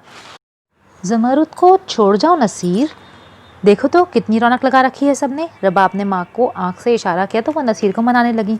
वासे की मौजूदगी में रबाब की डायरेक्ट नसीर को मुखातिब करने की बिल्कुल हिम्मत नहीं होती थी। फिर यहाँ तो सभी लड़कियाँ कज़न्स को लाला लाला कहकर बुलाती फिरती थीं। वो भला नसीर को कैसे लाला कह देती? जमीला ने बात शुरू की तो दादी भी शुरू हो गई। अच्छा ठीक है भाई, रह जाए यहाँ, लेकिन ये तुम लोग जा कहाँ रही हो? सबसे नज़र बचा के रबाब की तैयारी पर सवालिया अबरू उठाए। शमीम भाभी की तरफ जा रहे हैं, पश्मीना बता रही थी। नगमा भाभी की बहन आई हुई है, मैं भी कल सुबह चक्कर लगाऊंगी। ये सब अभी मिलाएं तो मैं रात के खाने की तैयारी कर लेती हूँ। तुम भी रुको नसीर, खाना खा के जाना। बस मामी, कल फिर आऊँगा, काफ़ी देर से बाहर हूँ, बाबा घर आ गए होंगे। वो निकलने लगा तो वासी भी तैयार होकर कमरे से बाहर आया। दबा दबा सा जोश लिए वो भी इनके साथ पड़ोस में जाने की तैयारी के लिए था। लाला, बाहर इब्राहिम और नासिर भाई आए हैं। बारी ने अंदर आते ही इतला सुनाई और वासे के सारे जोश और खुशी पर पल में पानी पड़ गया। इब्राहिम और नासिर इसके बचपन के दोस्त थे और हर वीकेंड पर इसकी आमद पर कभी इसके यहाँ तो कभी बाहर गपशप की महफिल ज़रूर जमा करती। हम तो जा रहे हैं लाला, तुम किसी वक्त फिर मिल लेना। रबाब ने बेमुरवती के मज़ीद रिकॉर्ड तोड़े और देखते ही देखते जबीन बाजी और ज़मरुद को साथ लेकर अंदरूनी दरवाजे की तरफ बढ़ गई। वासे के इश्तियाक की वजह तो वो लड़की थी जिसके बारे में मज़ीद कुछ जानने की ख्वाहिश उसे चाचा के घर खींचे ले जा रही थी। औरतों के साथ जाने में ये फ़ायदा था कि सबकी मौजूदगी में बाकायदा तारुफ हो जाता, फिर बाद में अम्मा से इसके मुतालिक बाकी तफसील भी पूछ लेता। तो पहेली जैसी लड़की अभी मुझे और सताएगी क्या? चलो देखते हैं। वो अपने आप में मुस्कुराता बाहर दोस्तों से मिलने चला गया, दिल में एक उम्मीद लिए कि अभी कल का दिन बाकी है, परसों से फिर से चले जाना है।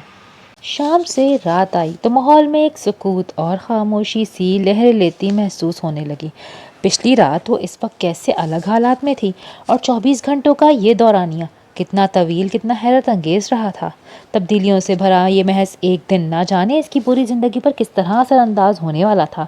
अपने घर की बरसों पुरानी लगी बंदी रूटीन ने यकलख्त कैसा पलटा खाया था। दरमियान में बस एक ही रात गुजरने पर आज वो एक बिल्कुल बदले माहौल और नई रूटीन का हिस्सा थी, और ना जाने कब तक थी। बहन की ससुराल में एक नामालूम अरसे तक रहना जाने कैसा तजुर्बा साबित होगा। भले खाला शमीम इनकी अम्मी की दूर परे की रिश्तेदार थी और बाजी की शादी भी सैफ लाला से कुछ ऐसी रिश्तेदारी की बिना पर हुई थी, लेकिन मेहमान बनकर आने और मुस्तकिल में फ़र्क होता है। और जिस किस्म की हालात में वो यहाँ आई थी तो एक तरह से बाजी के ससुरालियों पर एक जिम्मेदारी की तरह मुसल्लत हो गई थी। सैफ लाला की नाज़नीन से रात को बस एक मरतबा ही बात हुई थी। सुबह शायद वो डेरे पर जल्दी चले गए थे, तभी वापस ही नहीं आए थे। मिजाजन वो कुछ रिजर्व और रूखे से तो थे, पर नाज़नीन को वो अपनी आमद पर कुछ नाखुश भी लगे। और मौजूदा हालात में जितनी हसास नाज़नीन हो रही थी, इसमें सबसे अहम रवैये हुआ करते हैं। बाज़ाहिर तो सब कुछ अभी तक ठीक ही लग रहा था। रहमान चाचा बहुत शफ़क़त और मोहब्बत से मिले थे। तबस्सुम खाला तो थी ही इंतहाई नर्म हो, मेहरबान, और पश्मीना से मिलना जुलना अब तक इनके वक्त में अगरचे कम कम ही रहा था, लेकिन वो बड़ी हंसमुख और दोस्त मिजाज थी। जब भी दोनों का आमना सामना होता तो बिछड़ी सहेलियां बरसों बाद आन मिली हैं ऐसे मिलती। बस मैंने सोच लिया है। पश्मीना ने हाथ में उठाए 2-3 सरहाने और तह की हुई चादरें धप से कालीन पर फेंकी, खुद भी वहीं आलती पालती मारकर बैठ गई। नाज़नीन गोद में मुईज़ा को थपकते न जाने कब से उसे सुला चुकी थी। पश्मीना की आमद पर सोचों का सिलसिला टूटा तो ख्याल मुईज़ा की तरफ गया। वो इसकी गोद में सर रखे गहरी नींद में जा चुकी थी। सिरहाना खींचकर उसे आराम से सिलाया और पश्मीना की जानिब मुतवज्जा हुई। जी, क्या सोचा है? वो पश्मीना से पूछ रही थी, जबकि नगमा भी ड्राई फ्रूट की प्लेट हाथ में लिए कमरे में दाखिल हुई। छत वाला कमरा साफ करके कल से मैं और तुम ऊपर शिफ्ट हो रही हैं। अच्छा, क्यों? तुम्हारा कमरा भी सही तो है? नाज़नीन ने बात करते हुए पूरे कमरे का जायजा लिया। और सुनो, पश्मीना ने तंजिया नाक पर उंगली रखी, ये मेरा कमरा कहाँ है? खौर मैदा मेरी बहन लाला का मेहमान खाना है। आधी रात को भी मेहमान वारिद हो जाते हैं। पूछो नगमा भाभी से, गहरी नींद से झिंझोड़ कर उठा देते हैं मुझ गरीब को। फिर कभी तो मैं बड़े कमरे में, कभी अम्मा के बगल में जा घुसती हूँ। लेकिन खुद ही बताओ, ये भी कोई ज़िंदगी है? इतना नहीं हुआ किसी से, बहन के लिए एक कमरा ही बनवा देते। इसने मुँह बसोर कर अपनी दर्द भरी कहानी सुनाई और नगमा और नाज़नीन दोनों को हंसी आ गई। बात तो सही है वैसे। और याद है मीने, सैफ ने कहा था छत का कमरा मैंने तुम्हारे लिए ही बनवाया है। हाँ, और जब रहने की बात करूं तो साफ मना कर देते हैं। और वैसे भी मज़े, अकेली तो ऊपर में रहती भी नहीं। लेकिन अब मैंने सोच लिया है। वो चौंक कर एक मर्तबा फिर वहीं आ गई। अब मैं अकेली नहीं हूँ ना, और गर्मियाँ भी आ गई हैं, तो बहुत मज़ा आएगा ऊपर। लाला से इजाज़त तो ले लो, नगमा ने ध्यान दिलाया। अम्मा बाबा से बात कर ली है, लाला भी मान जाएंगे। और वो ऊपर का सारा काट कबाड़ कल सुबह सब साफ सफाई हो जाएगी। छोटे कमरे को स्टोर बनाकर बड़े कमरे का सब फालतू सामान उधर डाल देंगे, और बड़ा कमरा कल से हमारा। हाँ, वैसे बात तो ठीक है। ऊपर तुम दोनों काफ़ी सहूलत महसूस करोगी, बल्कि नाज़नीन की पढ़ाई भी वहाँ अच्छे से हो सकती है। क्यों नाजी? नगमा ने तायद चाही तो नाज़नीन उन्हें खाली खाली नज़रों से देखने लगी। पढ़ाई के जिक्र से बड़ी देर बाद फिर अपना घर याद आ गया। वो 13वीं जमात की प्राइवेट की तैयारी कर रही थी। उसकी किताबें, कपड़े और कितना ही ज़रूरी सामान। दिल एकदम खाली पिंजरे सा होने लगा। वो यहाँ क्यों आ गई? आगे क्या होगा? और बाबा? नाज़नीन एकदम घबराकर बाजी को देखने लगी। बाबा से बात हुई बाजी? वो तो कितने परेशान होंगे। पता नहीं वहाँ सबने क्या क्या सोच लिया होगा। मुझ पर कैसी कैसी बातें बन रही होंगी। आपने तो कहा था बाबा से बात करेंगी। अगर उन्होंने पुलिस में कह दिया तो? वो बाबा का ख्याल आने पर जितना सोचती हवास बाख्ता होने लगती। ए पागले, संभालो खुद को। नगमा ने प्लेट रखकर इसका हाथ थाम लिया, जिसकी मोटी काली आंखों में पानी तैरने लगा था। बाबा से मेरी बात हो गई है, आराम से सुनो और बिल्कुल टेंशन मत लो। क्या बात हुई है बाबा से? आपने बताया क्यों नहीं? वो यहाँ आ तो नहीं जाएंगे? नाज़नीन की ये बात सुनकर के बाजी से बाबा की बात हो गई है, हालत खैर होने लगी। पश्मीना ने भी तासुफ से लब भींचे। नाज़नीन का अभी कुछ दिन बहुत ख्याल रखने की ज़रूरत थी। इसके तहफ़्फ़ुज़ात जायज़ थे। हालात अभी कोई वाज़ेह सूरत इख्तियार नहीं कर पाए थे। बहुत से मसाइल हनूज़ सर उभारे खड़े थे। कोई परेशानी वाली बात नहीं है। नगमा ने उसका हाथ दबाया। मैंने उनसे कहा कि नाज मेरे पास है और अब मेरे पास ही रहेगी। उन्हें तुम्हारे बारे में फ़िक्रमंद होने की कोई ज़रूरत नहीं। वो तो सुनकर बहुत गुस्सा हुए होंगे ना? हाँ, लेकिन वो इस बात पर गुस्सा थे कि ऐन वक्त पर घंटे भिजवाना कहाँ की शराफत है। उनकी दुनिया वालों के आगे नाक कट गई वगैरह। तो मैंने भी कह दिया कि हमारा तो इसमें कोई हाथ नहीं, आप पता करवाएं कि वो आदमी कहाँ से आए थे। हैं? नाज़नीन और पश्मीना दोनों की आंखें एक साथ खुली की खुली रह गईं। भाई, मुझे ये मानने की क्या ज़रूरत है कि ये सब मेरी मनसूबाबंदी थी? इस तरह तो वो बासानी खाला तक पहुंच जाएंगे। मैंने उनसे कहा कि नाज़नीन बिल्कुल अचानक मेरे पास आई है। उसी ने बताया कि वो कुछ गुंडों की कैद में थी और बामुश्किल खुद को छुड़ाकर भागी है। अब आप पता करें वो कौन लोग थे। वाह भाभी, क्या दिमाग लड़ाया है। पश्मीना ने मुस्कुराकर नगमा को देखा, जिसने फर्जी कॉलर खड़े करते हुए दाद वसूल की। तो उन्होंने मान लिया? नाज़नीन अभी तक भी यकीन थी। फ़ौरन वो उल्फत अहमद को गालियां देने लगे कि बंदे खुद उसी ने बुलवाए थे, और जब लड़की संभाल नहीं पाए तो मुझसे लड़ने लगे। फिर तो वो दोबारा इसी के पास जाएंगे ना। اب نہیں جائیں گے۔ ایک تو گزرے 24 گھنٹے انہوں نے سبق خوب دیا ہے، وہ سچ مچ تمہاری وجہ سے بہت پریشان تھے، شاید تمہیں کھو دینے کے بعد اپنی غلطی کا احساس ہوا، اسی لیے جو ہی انہوں نے سنا کہ تم بالکل ٹھیک ٹھاک میرے پاس ہو تو بہت پرسکون ہو گئے۔ لیکن اگر اس دلہا نے انہیں تنگ کیا؟ پشمینہ پھر سنجیدہ ہوئی۔ نہیں، وہ اب واپس نہیں آئے گا، کیونکہ وہ اب اپنی رقم واپس لے جا چکا ہوگا، اب اسے کیا لینا دینا۔ کیسی رقم؟ نازنین کچھ سمجھی نہیں۔ جہاں زیب لالا کے آدمی جب تمہیں اٹھا کر لے آ رہے تھے تب تم نکاح سے انکار کر چکی تھی اور باہر ایک ہنگامہ برپا تھا۔ انہوں نے اپنے کانوں سے سنا کہ وہ لوگ کہہ رہے تھے لڑکی نے نکاح سے انکار کر دیا ہے، ہم کریم اللہ سے پائی پائی وصول کریں گے، اور ظاہر ہے تمہاری گمشدگی کے بعد وہ اپنی رقم نکلوا لے گا۔ میں بھی اب ساری بات خوب اچھی طرح سمجھ گئی ہوں۔ نکاح سے پہلے جب میں نے بابا کی منتیں کی تھیں کہ نازنین کو میرے پاس بھیج دیں تو وہ زبان دینے کی بات پر اڑے ہوئے تھے۔ اب سمجھ میں آیا کہ معاملہ زبان دینے کا نہیں بلکہ پیسے کا تھا۔ اس بڈھے الفت نے رقم کا لالچ دے کر بابا کو شادی کے لیے راضی کیا تھا، اور اب وہ مجھے کچھ اس وجہ سے بھی اس معاملے سے الگ لگے کیونکہ تمہاری گمشدگی کے بعد سب سے پہلے وہ الفت احمد اپنی رقم بابا سے نکلوا کر لے گیا ہوگا، اس لیے تمہارے یہاں ہونے پر انہوں نے زیادہ سخت رد عمل نہیں دیا۔ اور ارشاد خالہ سے بھی میری بات ہو گئی ہے، انہوں نے بتایا کہ تمہارے بابا گھر کا سامان لے جا رہے ہیں، یعنی وہ گھر انہوں نے خالی کر دیا ہے۔ تم نے ارشاد خالہ سے بھی بات کی ہے؟ ہاں نا نازنین، ان سے تو مجھے بات کرنی ہی تھی۔ تم نے صحیح کہا کہ لوگ ایسے معاملات میں سیدھے لڑکی پر ہی انگلی اٹھاتے ہیں، اور تم پر میں کوئی بات کیسے آنے دے سکتی ہوں؟ ارشاد خالہ اور سلمہ بھابھی کو اسی لیے بتایا تھا کہ محلے میں سب کو پتہ چل جائے کہ تم اپنی بہن کے گھر ہو۔ کل کسی ٹائم سلمہ بھابھی کو کال کر کے شکریہ بھی کہہ دینا، انہیں بھی کوئی شک نہ ہو اور تمہاری بھی تسلی ہو جائے گی۔ ان سے بات کر کے اب تم بے فکر ہو جاؤ، یہاں رہو آرام سے، اپنی پڑھائی کرو، اب تمہیں کوئی خطرہ نہیں ہے یہاں پر۔ اور کل صبح میرے ساتھ چل کے ذرا چھت کی صفائی کروا دو۔ پشمینہ نے اپنی عادت کے مطابق لقمہ دیا اور وہ تینوں ہی زور سے ہنس پڑی۔ وش خدایا، لریشا، دفع ہو جاؤ۔ شبنم نے ہاتھ پش پر لے جا کر بنا دیکھے نیلم کو ایک جڑ دی۔ تم مجھے تیل لگا رہی ہو یا مجھ سے بدلے لے رہی ہو؟ اس نے دوسرے ہاتھ سے اپنے بال چھڑائے۔ نگار نے کام سے سر اٹھا کر دونوں کو دیکھا۔ وہ شبنم کے جہیز کے لیے تکیوں کے ریشمی غلاف سی رہی تھی۔ شبنم پر ایک گہری نظر ڈالتے توجہ کام سے یکسر ہٹ گئی۔ نیلم اس کو اپنے آگے بٹھائے اس کے سر پر تیل کی مالش کر رہی تھی۔ وہ محویت سے شبنم کو تکے ہی جا رہی تھی۔ میں بھی اولاد ہوں آپ کی، مجھے بھی دیکھ لے کوئی۔ نیلم نے منہ بسور کر شکوہ کیا تو نگار نے ہنس کر رفع دفع کرنا شروع کیا۔ وہ مہمان ہے اب گھر میں، تنگ نہ کیا کر بہن کو۔ سچی؟ میں تو اتنے نرم ہاتھوں سے مساج کر رہی تھی۔ بس رہنے دو وہ اپنی مخملی انگلیاں۔ شبنم نے تیل کی بوتل اٹھائی اور وہاں سے اٹھ کر ماں کے پاس آ گئی۔ تیل لگ گیا ہے ماں، بس کنگھی کر دیں۔ وہ ان کے سامنے بیٹھ گئی۔ نگار اپنی سلائی کا کام چھوڑ کر اسے کنگھی کرنے لگی۔ سوچیں کچھ دیر پہلے بڑی دور تک ہو کر آئی تھی جس کا اثر ابھی تک گیا نہیں تھا۔ شبنم پاس آ بیٹھی تو دل مزید بھر آیا۔ اسے کنگھی کرتے آنکھیں بھیگ گئیں۔ شبنم نے چونک کر پیچھے دیکھا، اماں کی روئی روئی آنکھیں کیا دیکھیں، بس اسی پل اپنا بھی دل بھر آیا۔ کچھ ہی دنوں میں اس کی شادی تھی اور وہ بیاہ کر شیلا باغ جانے والی تھی۔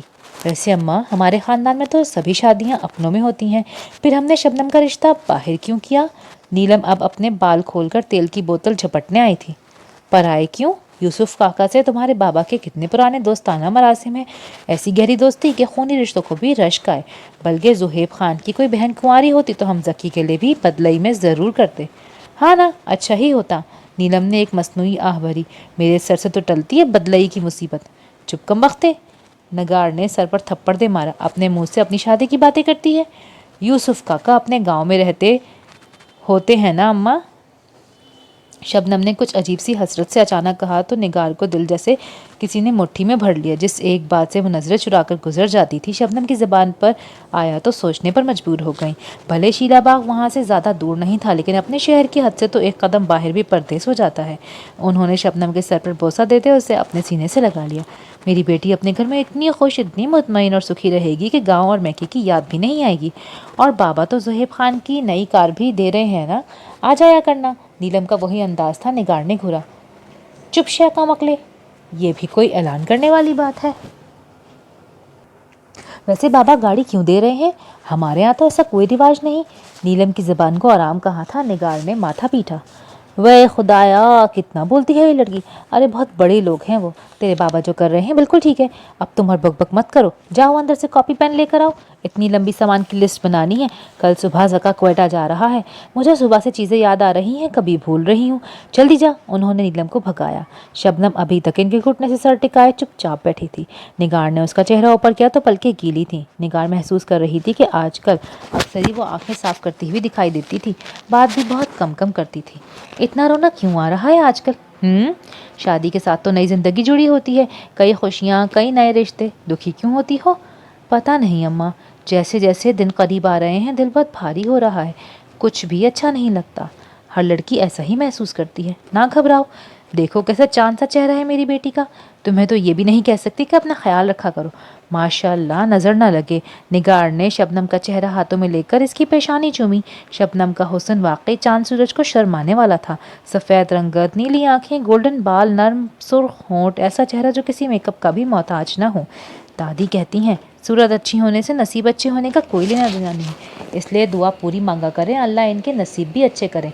नीलम ने हाथ लहराकर अम्माओं की तरह नसीहत झाड़ी और कॉपी अम्मा के सामने कर दी। निगार ने हंसकर वही कॉपी इसके सर पे दे मारी। तेरा नसीब तो ज़रूर ही अच्छा होगा, तेरी इस लंबी ज़बान की वजह से, बोल बोल के ख़त्म कर देगी अगले को। शबनम की रोते रोते हंसी ही छूट गई। आओ असवंत, वहाँ क्यों रुक गए?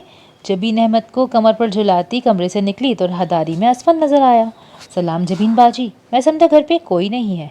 बड़ी खामोशी थी। असवंत मुस्कुराते हुए आगे बढ़ गया। अरे नहीं, सभी हैं इधर सामने के हिस्से में। वासे लाला हैं घर में? वो इनके पीछे पीछे चलने लगा। हाँ, क्वेटा तो कल सुबह जाना है, लेकिन अभी आका जान की तरफ गया है, आ जाएगा। वो उसे साथ लिए बड़े कमरे में आई। यहाँ दादी के साथ जमरुद और रबाब बैठी टीवी देख रही थी। जमरुद पिछली शाम और रात के इंतज़ार किए बाद अब मायूस होकर बड़े मुतमईन अंदाज में बैठी थी, पर उसे अचानक सुबह ही सुबह सामने पाकर बुरी तरह नर्वस हो गई। वो इसकी घबराहट से महजूज होकर हंस पड़ा। अलबत्ता अपनी इस बेसाख्ता हंसी को इसने सबके साथ सलाम दुआ की खुशखलकई में समो दिया। तुम्हें तो 2 दिन से याद कर रही हूँ असवंत, चक्कर भी नहीं लगाया। दादी अपना कोई काम लिए बैठी थी, शायद फौरन शक्वों की पटारी खोल बैठी। मैं तो पशीन से कल शाम ही वापस आया हूँ दादी, आज़म मामा की तरफ गया हुआ था। क्यों, क्या हुआ? वो अब दादी के साथ चारपाई पर आलती पालती मारकर बैठ गया। वह खुदाया अस्वी, वो हिंग तो बिल्कुल ख़राब निकला, सूंघो तो वो ही नहीं। आहा सईदा, असफन ने सर हिलाया। दादी ने अपनी कोई देसी दवा तैयार करनी थी और इससे असली हींग मंगवाई थी। इस बार नई जगह से ली थी, बस गड़बड़ हो गई। वो अफसोस से सर हिला रहा था। वो अपना वाकिफ पंसारी की दुकान बंद थी ना, तो दूसरी जगह से ले ली। अच्छा वापस कर दो, दादी तब्दील हो जाएगी। आओ कना, मेरी शुगर की दवाई बनानी है। नाश्ता लाऊं असफंत? रबाब उठ खड़ी हुई। अरे नहीं नहीं, मैं तो जबीन बाजी को बुलाने आया हूँ। अम्मा कह रही थी दोपहर का खाना हमारी तरफ खाएं। खाने का तकल्लुफ़ कैसा आसफी, मैंने तो आना ही है। हाँ लेकिन अभी कुछ देर तक फुप्पी गुलशन की तरफ निकलेंगे। जमरुद भी कल दोपहर से आई हुई है, उसे घर वापस जाना है, तो फिर अभी आ जाएं, जमरुद भी अम्मा से मिल लेगी। बस ज़ाहिर सरसरी लहजा रखते इसने बराह रास्त जमरुद को देखा, जिसका दिल कुछ और ज़ोरों से धड़कने लग गया था। एक वही तो जानती थी कि ये इसरार इसी को साथ ले जाने की वजह से हो रहा है। हाँ ना जमरुद, सुल्ताना क्या कहेगी इतने पास आकर, मिली भी नहीं। चली जाओ। नानी ने जमरुद की तरफ देखकर इस्लाह की तो इसने सर झुका दिया। जी नानी, चलती हूँ। अच्छा फिर मैं तैयार हो जाऊँ ज़रा? तुम्हारे साथ ही चलते हैं असवंत। जबीन ने भी जहन बना लिया और अहमद को लेकर तैयार होने चली गई। असवंत इन दोनों को लिए कुछ 15 मिनट में ही अपने घर आया। रबाब घर की सफाई वगैरह में मसरूफ़ थी, इसीलिए साथ नहीं आई। मुजीब चाचा के घर हमेशा की तरह खामोशी और अकेलेपन का राज था। सुल्ताना चाची अकेली ही बैठी थी। मुजीब चाचा और रईस के बारे में पता चला कि वो बाग की तरफ गए हैं। यहाँ की रौनक तो नगीना और ज़ेबा के बाद बिल्कुल ही ख़त्म हो गई थी। अब तो बल्कि असफंद और रईस अपनी पढ़ाई मुकम्मल करके वापस आ गए थे, तो पहले से हालात बहुत बेहतर थे। बीच के कुछ सालों में तो दोनों भी नहीं होते थे। चाची किचन में इनकी खातिर मदारात के लिए गई तो जबीन किसी मौजू पर बोलती पीछे पीछे ही चली गई। असफंद ने मुस्कुराकर इन दोनों को किचन में दाखिल होते देखा और ख़ुद कमरे में आ गया। कोई आ जाएगा, जाओ। जमरुद घबराकर उठ खड़ी हुई। मरो नहीं, मैं तो चार्जिंग पर मोबाइल देख रहा हूँ। इसने दरवाजे के पीछे मेज़ पर रखे मोबाइल को हाथ में ले लिया जो तार के साथ लगा था। जमरुद झेंप कर दोबारा बैठ गई। असफन ने मुस्कुराहट रोक कर एक नज़र उसे देखा। यहाँ मोबाइल लगाना तो एक बहाना ही था। किसी के आ जाने पर वो यही जाहिर करता कि मोबाइल को चार्जिंग से हटा रहा है। तो जा रही थी तुम बिना मिले? वो अब खफकी से उसे देख रहा था। तुम आए ही नहीं, वो आहिस्तगी से बोली। तुम भी तो आ सकती थी, इधर तो चली गई थी ना। असफन के अब्रू के इशारे ने उसे समझा दिया कि बात दुश्मनों के घर की हो रही थी। ज़मरुद को इस अंदाज पर थोड़ी घबराहट सी हुई। क्या नहीं जाना था? उसे लगा शायद रहमान मामा के घर जाने पर असफन ने बुरा माना है।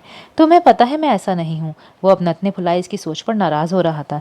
ज़मरुद ने शर्मिंदगी से ज़बान दबा ली। सॉरी, मेरी समझ में नहीं आया। वो अपनी आदत के मुताबिक फ़ौरन ही माजरत करने लगी और इसके अंदाज पर असफन बेसाख्ता मुस्कुरा दिया। ना वो इससे ज़्यादा दिल खफा रह सकता था और ना वो रहने देती थी।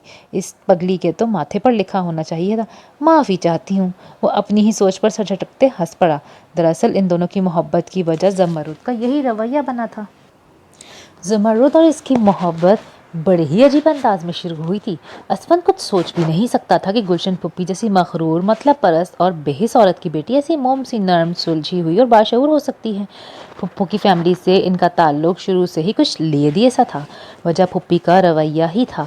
इसकी सीधी सादी अम्मा नहायत ही कमगो खातून थीं और पुप्पी गहरे मरासिम सिर्फ वहीं कायम करती जहाँ उनका कुछ मतलब हो। लेकिन बहरहाल कुछ ऐसी वाज़ेह दिखाई देने वाली तवाफुत भी नहीं थी। सब कुछ ठीक ही था और फिर नगीना वाला वाक़या हो गया। इनकी फैमिली को अपने पराये का फ़र्क सही मायनों में समझ आ गया।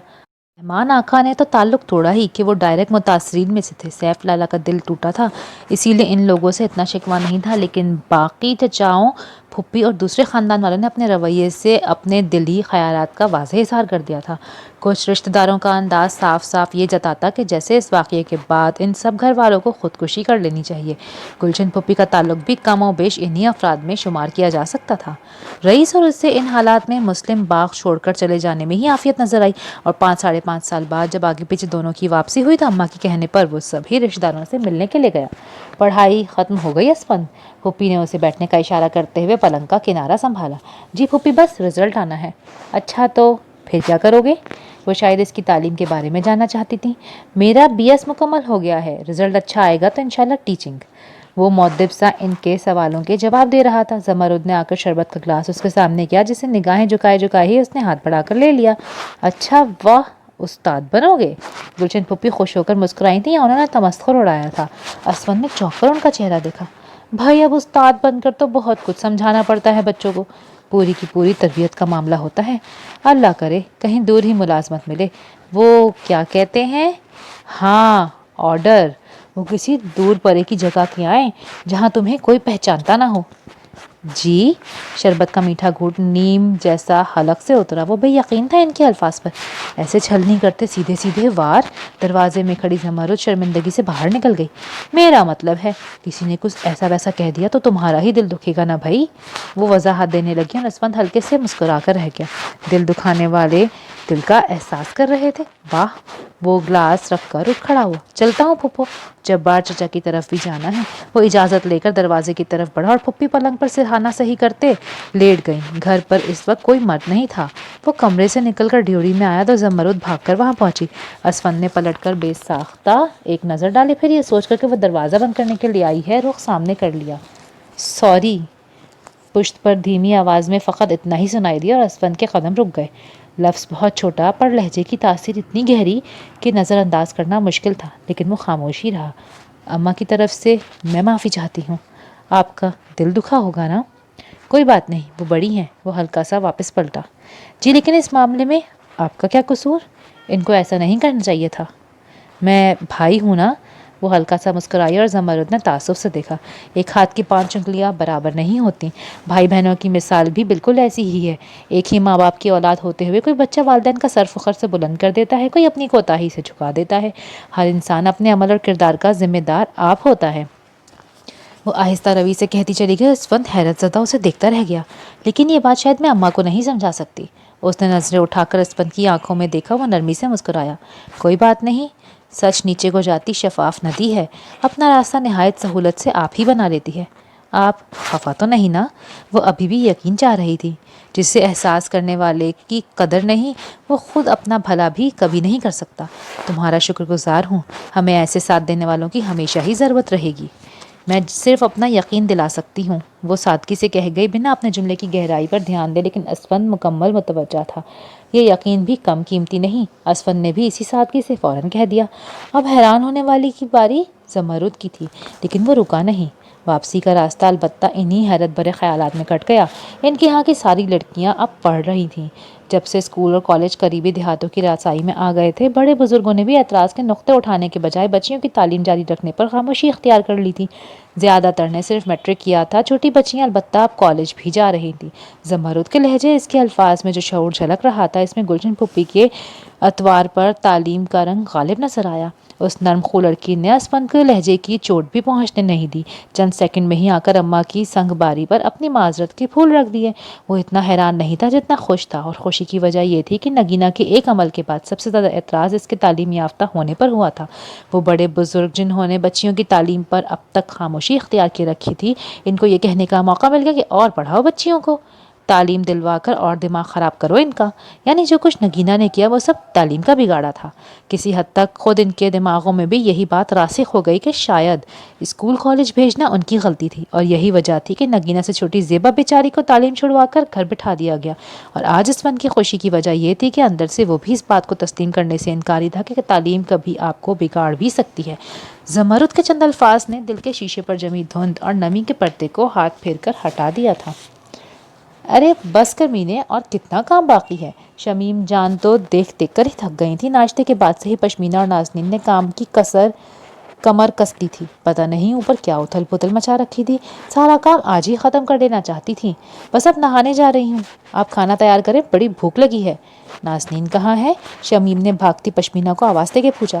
بھابھی کے کمرے میں ہے، کہیں فون پر بات کرنی تھی، وہ عجلت میں بتا کر غسل خانے میں گھس گئی۔ ادھر سلمیٰ بھابھی اور ارشاد خالہ سے بات کر کے نازنین باہر نکلی تو اسے پشمینہ کے باتھ روم جانے کا پتہ نہیں چلا۔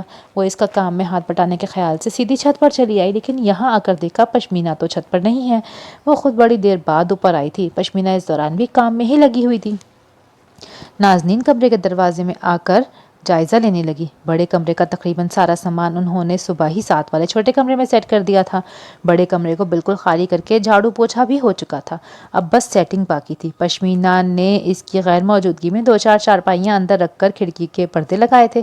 باہر برآمدے کی بڑی میز پر دونوں کے بستر بھی آئے رکھے تھے۔ نازنین نے رک کر کچھ دیر سوچا، پھر پشمینہ کے آنے سے پہلے بستر سیٹ کرنے کا ارادہ کر لیا۔ رول کیا ہوا بستر کندھے پر رکھا تو دوپٹہ وہیں میز پر لڑک گیا۔ اس نے پروانہ کرتے اندر آ کے بستر کھول کر ایک چارپائی پہ لگایا، پھر باہر آ کے دوسرا اٹھانے لگی۔ اوئے کم بختے، تجھے اللہ پوچھے، دور کہیں سے ایک مردانہ آواز آئی۔ نازنین نے گھبرا کر پیچھے دیکھا، اپنی چھت کی چار دیواری سے پرے کی ایک اور چھت سے وہ آتا دکھائی دیا۔ یقیناً اسے پشمینہ سمجھتے ہوئے وہ فوراً ڈر کر کمرے میں گھستے دیوار سے لگ گئی۔ میری چھت پر یہ تار کس نے پھینکی؟ آواز نزدیک آ چکی تھی، وہ چار دیواری پھلانگ کر اس چھت پر آ چکا تھا۔ نازنین نے خوف سے آنکھیں بند کر لی، دوپٹہ اٹھانے کی مہلت ہی نہیں ملی۔ اے کاش وہ اندر نہ آئے، دل پوری شدت سے دھڑکتے دعا گو تھا۔ واسے نے ارد گرد پر تفصیلی نگاہ ڈالی، چھت پر صفائی وغیرہ کا کام ہو رہا تھا۔ بڑی زبردست تبدیلیاں نظر آ رہی تھیں، کاٹ کباڑ نہیں تھا تو چھت کیا چمک رہی تھی آج، پر فالتو سامان اس کی چھت پر۔ واسے کو نئے سرے سے اپنا درد یاد آ گیا۔ وہ چھت پر کسی کام سے چڑھا تو سامنے پرانی تار کے رول کیے ہوئے گچھے بے ترتیبی سے بکھرے نظر آئے، اور جگہ بتا رہی تھی کہ اسی چھت سے پھینکے گئے ہیں، اور ابھی تو انگوری کپڑوں میں اس نے پشمینہ کو یہاں دیکھا تھا۔ وہ دندناتا ہوا کمرے میں داخل ہوا اور دونوں ہاتھ منہ پہ رکھے، آنکھ بند کیے دیوار سے چپکی وہ بس والی تو انگوری ڈریس میں وہ پشمینہ نہیں، وہ لڑکی تھی۔ واسے نے مسکراہٹ روک کر قدم پیچھے ہٹائے، نظریں میز سے لٹکتے انگوری دوپٹے پر پڑی تو اٹھا کر صرف ہاتھ لہرا دیا، اور لڑکی نے جھپٹ کر دوپٹہ اس سے لے لیا۔ تو تاروں کا یہ جال میری چھت پر کس نے پھینکا؟ وہ تنک کر دوبارہ دروازے پر آیا۔ لڑکی اپنا دوپٹہ سر پر لے چکی تھی، ایک خفا سی نظر واسے پر ڈالی۔ پشمینہ نے کہا، آپ کی ہیں؟ واہ، یعنی میری ہیں تو اس طرح کچرے کا ڈھیر، اور یہ ہے کہاں پشمینہ؟ نیچے ہے، وہ جواب دینے سے سخت تنگ آ کر کھڑی تھی۔ صاف لگ رہا تھا یا خود بھاگ جانا چاہتی ہے یا اسے غائب کر دینا چاہتی ہے۔ واسے نے بھی تاروں کے غصے کو کسی اور وقت پر ٹالا، یہ موقع بھی بھلا گنوانے والا تھا۔ وہ چوکھٹ پر بازو اونچا کر کے ہتھیلی جمائے اب اسے ہی گھور رہا تھا۔ وہ ابھی تک دیوار سے لگی کھڑی تھی۔ نام کیا ہے تمہارا؟ واسے کو ابھی تک اس کا نام بھی معلوم نہیں ہو پایا تھا، لیکن وہ خاموش کھڑی نیچے دیکھتی رہی۔ یا تم میرے سوال کا جواب کیوں نہیں دیتی؟ جائیں پلیز، کوئی آ جائے گا، اس نے منت بھرے لہجے میں کہا۔ پہلی مرتبہ اس کی طرف دیکھا۔ نہیں، مجھے تمہارے بارے میں جاننا ہے، اس دن تمہارا رونا دھونا، وہ عورت، اور پھر یہاں۔ میں بتا دوں گی سب کچھ، ابھی پلیز جائیں۔ نازنین کا بس نہیں چل رہا تھا، اسے کسی طرح جادو سے غائب ہی کر دیتی۔ اوکے جاتا ہوں، لیکن تمہارا نام؟ واسع نے ایک محتاط نظر پیچھے سیڑھیوں پر ڈالی، خوف تو اسے بھی آ رہا تھا کسی کے اچانک آ جانے کا۔ بتاؤ ورنہ پشمینہ کے آنے تک نہیں جانے والا۔ نازنین، اس نے جھٹ یوں بول دیا جیسے پشمینہ آ گئی ہو۔ واسع ہنس پڑا۔ نازنین، اس نے خوب زور دے کر دہرایا، اس میں بامسمہ۔ واہ نام ہے یہ افغانی گیت۔ اب جاؤ بھی۔ وہ اسے غصے سے دیکھ رہی تھی، یہ کیا اس نے نام کا آپریشن شروع کر دیا؟ لیکن واسع کہیں اور متوجہ تھا۔ اس روز کی روئی دھلی آنکھوں میں آج گہرا کاجل بھرا تھا، ناک تک ٹکے پردے سے دکھائی دیتی آنکھیں مکمل چہرے کے ساتھ اور زیادہ حسین تھیں۔ اس کا چہرہ تھوڑا سا لمبا، بھرے ابھرے ہوئے ہونٹ اور لمبی ناک کے ساتھ بہت نمایاں اور اپنی جانب کھینچنے والے نقوش کا حامل تھا۔ تو کب بتاؤ گی اپنے بارے میں؟ وہ جانے کو آمادہ ہی نہیں تھا۔ اب یہ مجھے کیا پتا؟ وہ جھنجھلا گئی۔ سخت کوئی ڈھیٹ آدمی تھا۔ دیکھو کل صبح تو میں کوئٹہ واپس جا رہا ہوں اور مجھے جانے بغیر بالکل چین نہیں آئے گا، وہ ایک دم بارعب ہو کر بول رہا تھا۔ کوئٹہ؟ وہ اپنے شہر کا نام پہلی مرتبہ اس کی جانب سن کر متوجہ ہوئی۔ وہ اس کے شہر جا رہا تھا، کاش وہ بھی جا سکتی اپنے گھر۔ دل میں ہوک سی اٹھی۔ ہاں، اور پھر اگلے ہفتے واپس آؤں گا۔ تم یہاں کب تک ہو؟ وہ اسے یوں پوچھ رہا تھا جیسے پرانی جان پہچان ہو۔ میں؟ وہ اداسی سے نیچے دیکھنے لگی۔ میں تو اب یہی ہوں، پتہ نہیں کب تک۔ سچی؟ وہ خوشی سے چہکا تو نازنین نے پھر ناراضگی سے اسے دیکھا۔ اب جاؤ تم۔ اچھا شام کو کسی طرح پلیز اپنے بارے میں بتاؤ نا۔ وہ بری طرح منت پر اتر آیا۔ نازنین نے بڑی مشکل سے اپنی مسکراہٹ دبائی۔ اچھا یہ چھت کس کے لیے صاف ہو رہی ہے؟ کیا تمہارے لیے؟ اب تم یہی رہنے والی ہو؟ ہم دونوں کے لیے، میں اور پشمینہ۔ وہ اب ہلکا ہلکا مسکرا رہی تھی۔ اس لڑکے کا سوال کبھی ختم نہیں ہوتے تھے۔ اچھا شام کو ملتے ہیں۔ ارے کیوں؟ وہ ماتھا سکوڑ کر دیکھنے لگی، کیسے سہیلیوں کی طرح وقت طے کر رہا تھا۔ دیکھو بھائی میں نے کہہ دیا، مجھے تمہاری سٹوری سننی ہے، ایسے تو میں کوئٹہ جانے والا نہیں۔ وہ اب انگلی اٹھا کر متنبہ کر رہا تھا۔ نازنین سے مسکراہٹ چھپانا مشکل ہو گیا۔ توبہ، بڑے بڑے ڈیٹ دیکھے ہیں لیکن یہ دن بڑا ہی مصروف گزرا تھا۔ بلا وجہ ہی وہ آتے وقت کتابوں کے لیے پریشان ہو رہا تھا، جبکہ یہاں گزرے 2 دنوں میں کتاب کھولنے کی بھی فرصت میسر نہیں آئی تھی۔ اتوار کا سارا دن بھی باہر گزر گیا۔ آدھا دن تو نصیر نے ہی اپنے ساتھ لگائے رکھا اور ابھی تو وہ اپنے ڈیرے کے جھنجھٹ سے آزاد تھا۔ کسی زمانے میں اگرچہ اس کے بابا بھی اپنے باغ والے ڈیرے پر رہا کرتے تھے، واسع کے ذہن پر وہ یادیں اب بھی تازہ تھیں، لیکن اب تو نہ باغ اس کے پاس تھا نہ ڈیرا۔ نصیر کے ساتھ اس کے ڈیرے پر کافی وقت گزارا تھا اس نے۔ وہاں سے دونوں ایک ساتھ ہی جبار چچا کے ڈیرے پر آ گئے۔ ذکی نے باتوں کے دوران بتایا کہ اگلی صبح وہ کوئٹہ کے لیے نکل رہا ہے۔ نصیر نے سن کر بے ساختہ کہہ دیا کہ واسع بھی تو کل صبح ہی نکلے گا۔ انداز کچھ ایسا تھا جیسے کہنا چاہتا ہو کہ واسع کو تم اپنے ساتھ ہی لیتے جاؤ، لیکن زکا نے جواباً کوئی رد عمل نہ دیتے ہوئے خاموشی میں ہی عافیت جانی، حتیٰ کہ جبار چچا بھی بیٹھے سن رہے تھے، ان کے منہ سے بھی مروتاً ایسا کوئی جملہ نہیں نکلا۔ واسع نے خود ہی موضوع تبدیل کر دیا۔ ان مہنگی مہنگی کاروں جیپوں والے کے دل کتنے تنگ تھے، اس سے بہتر کون جانتا تھا۔ یوں بھی گاڑیوں میں گھومنے اور آسائشوں میں پلنے کے خوابوں کو اس نے کبھی حسرت بنا کے دل میں پلنے نہیں دیا۔ من چاہے چیز اگر اختیار سے باہر ہو تو ذہن آپ کو 2 راستے دکھاتا ہے۔ اول اس چیز کے حصول کو اپنی ضد بنا کر ہر جائز ناجائز ذریعے کو استعمال میں لاؤ۔ دوم، اپنے دھیان کو کسی اور اچھی سمت میں لگا کر اپنی خواہش کے حصول کو کسی اور وقت پر ٹال کر خود کو بہلا لو۔ جسے اللہ پر کامل یقین ہو وہ دنیا کے ہر معاملے میں اس کی رضا کو مقدم جانتا ہے۔ خواہش چھوٹی ہو یا بڑی، ضد کا عنصر جب بھی اس میں شامل ہو جائے وہ انسان کو اللہ کے مقابلے پر لے آتی ہے۔ پھر نہ اسے کوئی مصلحت دکھائی دیتی ہے، نہ رب کی رضا، نہ راہ میں آیا کسی کا دل۔ ایک بس حاوی ہو جاتی ہے تو ضد، جو آپ کے دماغ پر قابض ہو کر اپنے حق میں جواز بھی گھڑ لیتی ہے، دلیلیں بھی بنا لیتی ہے اور غلط کام بھی صحیح سمجھ کے کر جاتے ہیں۔ جبار چچا کے پاس تھوڑی بہت دیر بیٹھ کر وہ چچا اور نصیر دونوں سے رخصت لے کر اکیلا وہاں سے نکلا۔ 2 دن گزر گئے تھے۔ وہ رحمان اکا کے گھر جا کر شمیم چاچی اور نغمہ بھابھی کو سلام تک کرنے نہیں جا پایا تھا، اور اب تو وہ واسع نے رک کر مسکرا کر بڑی فرصت سے اسے سوچا، وہ نازنین بھی وہاں تھی نا؟ جانے سے پہلے جانا بھی بنتا ہے، اسے دیکھنا بھی، اور موقع ملے تو تنگ کرنا بھی۔ وہ ہنس کر سوچے گیا، صبح چھت پر وہ اسے جان بوجھ کر چڑھا رہا تھا، ورنہ اس سے بھلا ایسی کیا راہ و رسم تھی کہ وہ اسے شام کو ملنے بلاتا؟ اسے تو بس ضد کر کے مزہ آ رہا تھا دل میں، جبکہ اس نے یہی طے کر لیا تھا کہ اس کے متعلق وہ اپنی ماں سے ہی پوچھے گا۔ اب وہ پڑوس میں آ کر رہنے لگی تھی تو باتوں باتوں میں محض سرسری انداز میں معلومات حاصل کی جا سکتی تھی۔ لیکن رحمان آقا کے گھر جا کر نری مایوسی ہوئی۔ اللہ جانے وہ کہاں چھپی ہوئی تھی۔ جتنی دیر وہ شمیم چچی اور سیف لالا کے ساتھ بیٹھا رہا وہ کہیں نظر نہیں آئی۔ البتہ گھر آ کر اسے مزید صبر نہیں ہوا اور اماں سے شمیم چچی کے گھر کی باتیں کرتے فوراً ہی اس کے متعلق پوچھ لیا۔ جواباً جو کچھ اماں نے اسے نازنین کے بارے میں بتایا وہ واسطے کے لیے دلی دکھ کا باعث بنا۔ باپ جیسی ہستی ایک بیٹی کے سر پر موجود ہو لیکن بجائے چھاؤں بننے کے وہ آپ کو طوفانوں کے حوالے کر دے، نہایت افسوس کا مقام تھا۔ سگی بہن موجود نہ ہوتی تو اس بیچاری کے ساتھ کیا ہوتا۔ نازنین کے اس روز بس اسٹینڈ پر دلہن کے کپڑوں میں ہونے، وہاں موجود دو مشکوک لوگوں کے آنے اور اس کے مسلسل اور لگاتار ہونے کے پیچھے یہ سارا قصہ تھا۔ اور وہ عورت بھی اغواکار نہیں تھی، وہ تو بحفاظت اسے اس کی بہن تک پہنچانے جا رہی تھی۔ باقی سب سوالوں کے جواب تو مل ہی گئے تھے لیکن بس ایک، وہ اپنے کمرے کی طرف جاتے جاتے مسکرا دیا۔ مسلم باغ بس اسٹینڈ پر برستی بارش میں وہ اس سے کچھ کہنا چاہتی تھی، معلوم نہیں کیا۔ چلو خیر، اپنے پڑوس میں ہو اتنے قریب تو اے نازنین تمہاری بھی سنتے رہیں گے، اپنی بھی کہتے رہیں گے۔ وہ اب دن بھر کی مصروفیات سے بظاہر خود کو مکمل فارغ سمجھتے پیچھے والے کمرے میں پڑھنے کی نیت سے آ بیٹھا۔ ارادہ آج دیر تک اسٹڈی کرنے کا تھا۔ ہائے لیکن برا ہو اس خیال نگہ ناز کا، لفظوں میں گم ہونے ہی نہیں دیا۔